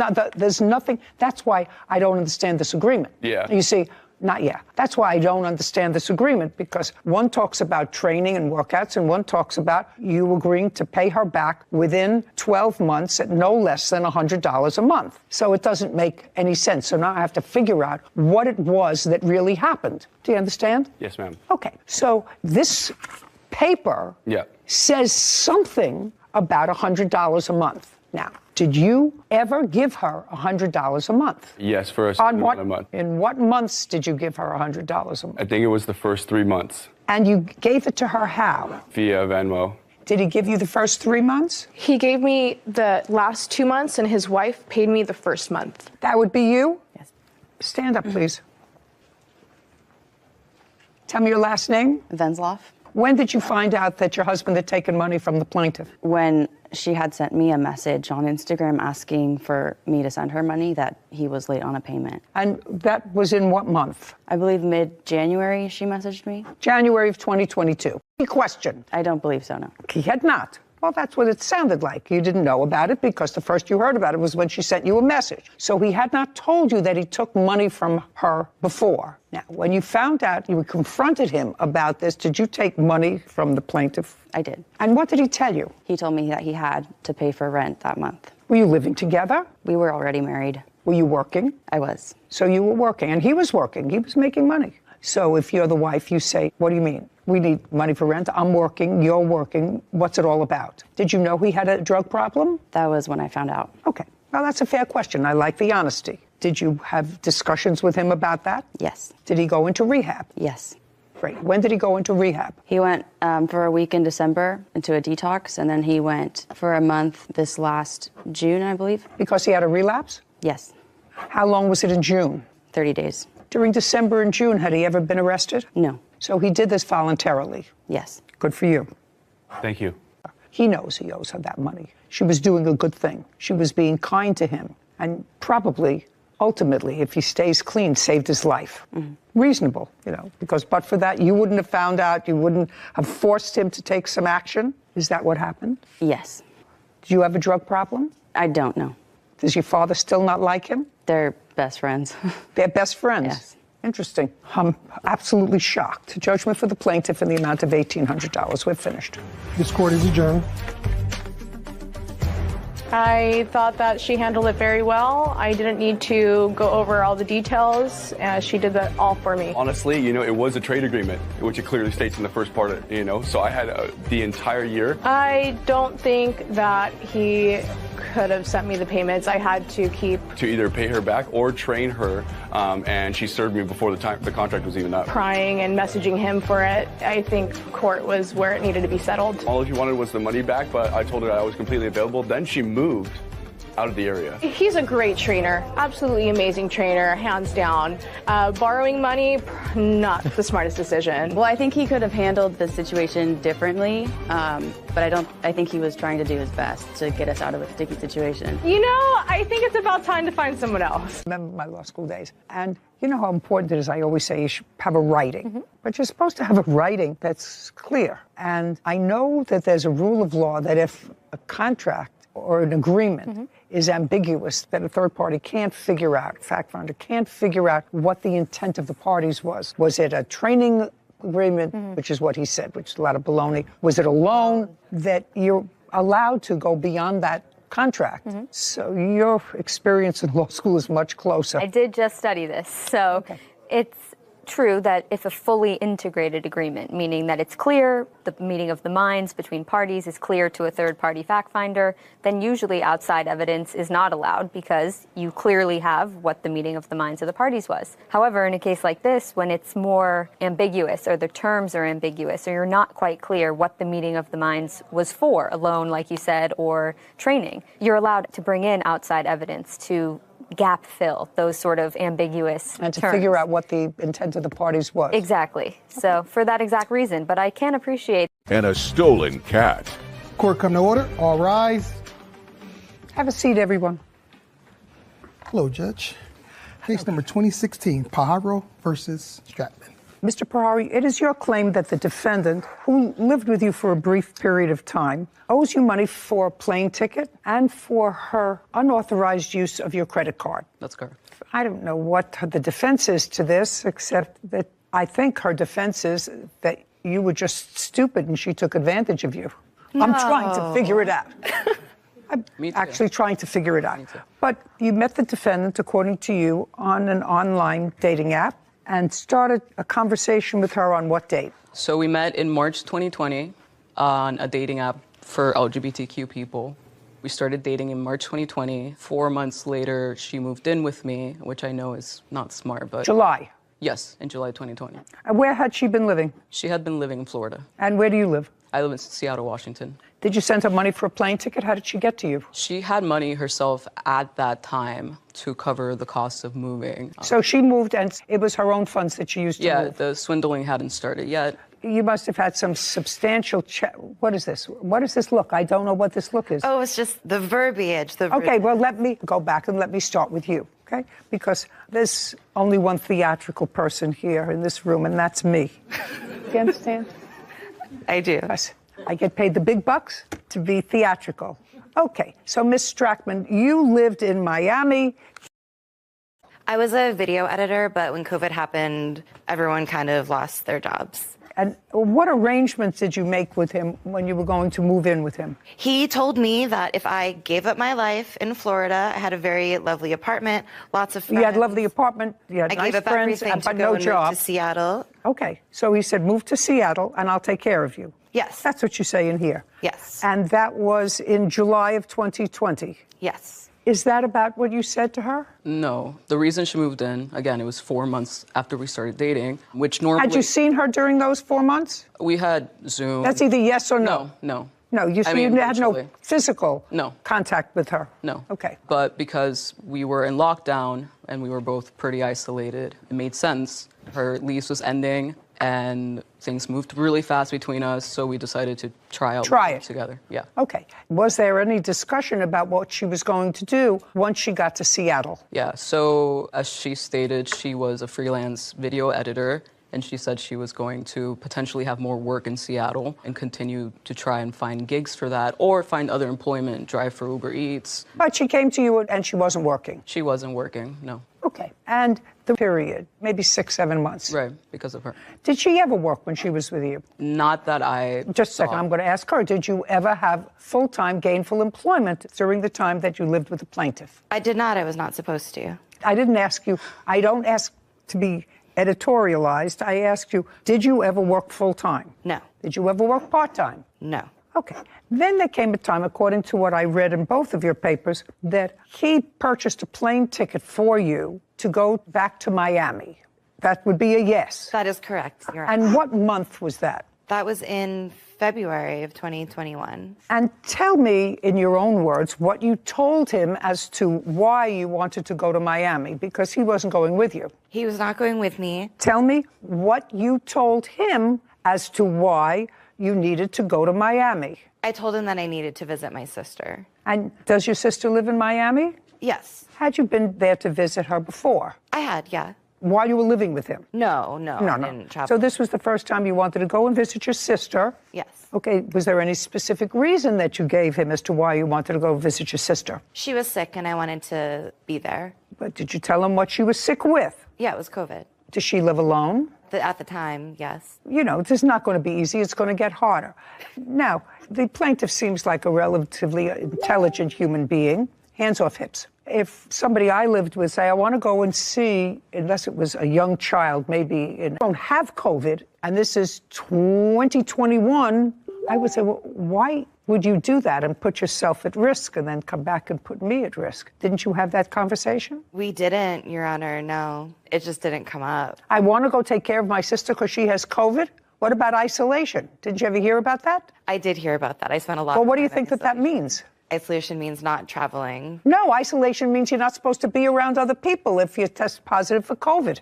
If you're sick, stay at home. You don't travel cross country to be with somebody who's sick. But it doesn't make any difference, actually, because you should have picked up on that or whatever, because you didn't really want this ticket, according to what I read, Miss Strackman, to go and visit your sick sister. You needed this ticket because you had started to become involved with a boyfriend who was in jail in Florida. Unfortunately, yes. Okay. So that's a yes, which you didn't tell him. So you took the money from him for, let's just start with the ticket, under false pretenses. I did, but I... Just a second. That's all. I did. Not a but. Not a little. I did take the money from him under false pretenses when you went to Florida. He said you needed it for one thing, and in fact, you didn't. That's under false pretenses. How much was the ticket? The ticket was for $427.40. Okay. And when you went to Florida, whose charge account did you use for the hotel? Yenny had given me a credit card. That's not what I asked you. That's a name. Whose credit card did you use when you stayed at the hotel? The plaintiff, Yenny's. Mm-hmm. And that was by pre-arrangement with him that you were going to stay in a hotel rather than with your sister? No, but I had the credit card for... Now, that's not what I mean. Let's go back. You had the credit card. I'm assuming for the purpose of this question that what you say, and I don't know if it's true, but assuming for this question that what you say in your answer is accurate, that he gave you a credit card to use for your necessaries and expenses for emergencies. Yes. Yes. You would agree that going to visit secretly another boyfriend in Miami is not a necessity. You would agree that Yenny cheating on me was not a necessity. No. But did you use his credit card? I did, and I believe that human loving kindness. Okay, just a second. That's it. Do I look like I need help from you? If you had given him, Miss Strackman, a credit card, I want you to try to take everything else from out of your mind. If you had given him your credit card and said, I'm giving this to you because I said to you I would take care of you when we lived together if you didn't have a job. Let's say I believe that. I'm not so sure, but let's say I believe that. You would agree that going to see another boyfriend across the country was not a necessity for him or for me or for Whitney for you, no, or for Sarah. For me, I'm a woman with needs. I need dopamine. I need love. I need connection, and I wasn't getting that from Yenny. Just a second, Miss Strackman. You didn't pay for the other girls. You didn't pay for his other girls. I paid emotionally. Oh, you said, what an idiot. Yenny Pajaro claims his ex-girlfriend, Gigi Strackman, owes for the cost of a plane ticket, credit card charges, and stealing his cat. Gigi says they were all necessary expenses for her. Now, you should feel so lucky that you got off so cheap. I think you should assume everything that comes out of her mouth. No. Yeah. Because if I wouldn't be here. I get who I'm dealing with, Yes. sir. $427 for the flight ticket. How much was the credit card? The credit card, also there's an incident with my cat as well, which... Just a second. I'll address later. Well, I'm going to get to that in a minute. That's your least strong suit, but it sort of tells me again who I'm dealing with. Okay. How much did she use on the credit card in Miami? Okay. So only in Miami. Right. In Miami, she spent $1,000 on... Now, just a second. Is that a sheet from your credit card company? Yes. I'd like to see it. Easier. Would you like me to add the $427 for the flight ticket? Yeah. Let's separate the two for me now. Mm-hmm. Okay.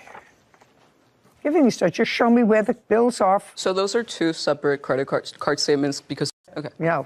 Let's understand. Yeah. She got your credit card. Yes. I only want to see the charges from Miami. Okay. It's the one that says bail bonds, the bigger charge, which was... Just circle. Okay. How much? That was for $1,000, but overall it was... No. $1,000. We're going to do it this way. $1,000 bail bonds. Yes. Okay. Next. And then she spent $262.50 at a hotel for both of them. $250 for a hotel. And then she spent $105 on a fancy dinner for her and her lover. And her what? And her lover. Okay. 150? 150 is not fancy. That's the kind of person you're dealing with. 150. I don't think there's a question before you, madam. 10, 4, $1,400 there. Is that close? Including the 1,000? Including the 1,000, but then not including the 425. Yeah. So it would be 1,827. Correct. Thank you. Okay. Now let's get to the final issue. So that takes care of your plane ticket and the credit card while she was in Miami. Now let's talk about the cat. Ms. Strackman, you moved in with the plaintiff July of 20. Yes. And when you moved in with the plaintiff, did he have a cat? Yes, he did. Okay. And what was that cat's name? That cat's name was Momo. And you lived with him a total of approximately 6 months. Yes, Your Honor. And during that time, the cat... No, I didn't ask you any questions. There's no question before Daddy. you. There's no question before you. I have dates. You moved in, you lived with him for 6 months. When you moved in, the cat was there.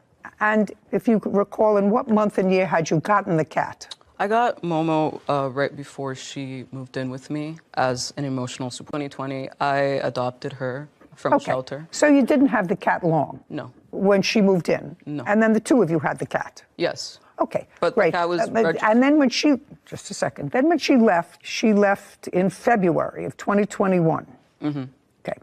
We are now in August of 2022. And you recently filed this case with regard to your cat. Right. I didn't know where she was. Just a second. Disappeared. I don't care. Okay. You recently filed this case with regard to the cat. Did you make a police report when she left with the cat? I don't. The answer is either yes or no. I don't like involving the police, so no. I didn't want to ruin her life. Oh, well, I want to tell you something. I have a small 4-pound dog at home. I love that creature more than anything in the world, except my grandchildren, my husband, and my children. Hope there are enough life rafts for everybody, including the dog. I did try to hire a private investigator in Florida, but I didn't know where she was. Okay. You didn't report it to the police. And I do have a problem with that. Now, Ms. Strackman, you knew when you moved into him he had this cat that he had adopted. Yes, Your Honor. I want you to tell me what led you to believe you had the legal right to take that cat? Working in... No, just a second. Don't. Sorry, I paid for everything. And so the cat... So he was neglecting the cat and you, so you decided maybe half a neglect, you could be one whole person. Exactly. Me and her just getting out of here and gonna go start a new life together. I spent day and night with that cat. That cat was extremely bonded to me. She would be devastated without me. Tell me how the cat died in your custody. Tell me how the cat died in your custody. That's not a smile story. It's not. No, it's absolutely devastating. I am completely torn up about it. Unfortunately, my boyfriend's dog was not accustomed to cats and mistook her for a toy, and she did not survive that. What kind of a dog does your boyfriend have? We don't know the breed. I've never done the genetic testing. You have a picture of the dog? I do not. I didn't bring any evidence. I was hoping you just used brought your smile. Okay. She's not with her boyfriend. She said, I didn't ask you a question. There's no question before you. Love transcends bars, Annie. Okay. 1827, $1,000 for taking his cat, and because you're a fool. 7, 2, 8, 2827. Judgment for the plaintiff. Thank you very much. We're done here. This court is adjourned. First of all, I'm glad, and I think justice was served. Not for Momo, but for the other scams that Jacqueline pulled. Then I need dopamine, I need oxytocin, I need love, I need care. Well, credit card fraud. And Yenny said that they were going to be the person who was going to give that to me. Deception, played with my heart. And then didn't, so I had to find it elsewhere. It was hard to deal with. I was also alone when I had to process that news, so... I did not set a hitman out on the cat. That's a lot to say. She saw me as a sugar daddy, and she saw herself as a wannabe Anna Nicole Smith. Unfortunately, neither of us are those things. Could I plead the fifth on finding another sugar daddy? Yet another lesson we learned about cohabitants living together and the rules of what not to do. No cars, no pets, no money exchanges. No joint pets, no joint. Exactly. But today we learned a new one. Today, don't give access to your credit card to anyone that you don't want racking up charges for any purpose, even to visit a secondary lover in another state. You know, the divorce rate in this country is still hovering somewhere around 50%. The living togethers who don't quite make it to the marriage place is a much greater number. Yeah. Living togethers don't stay together 70% of the time. Why in the world would you buy a pet together? It's a risk. Car together? A timeshare together? True.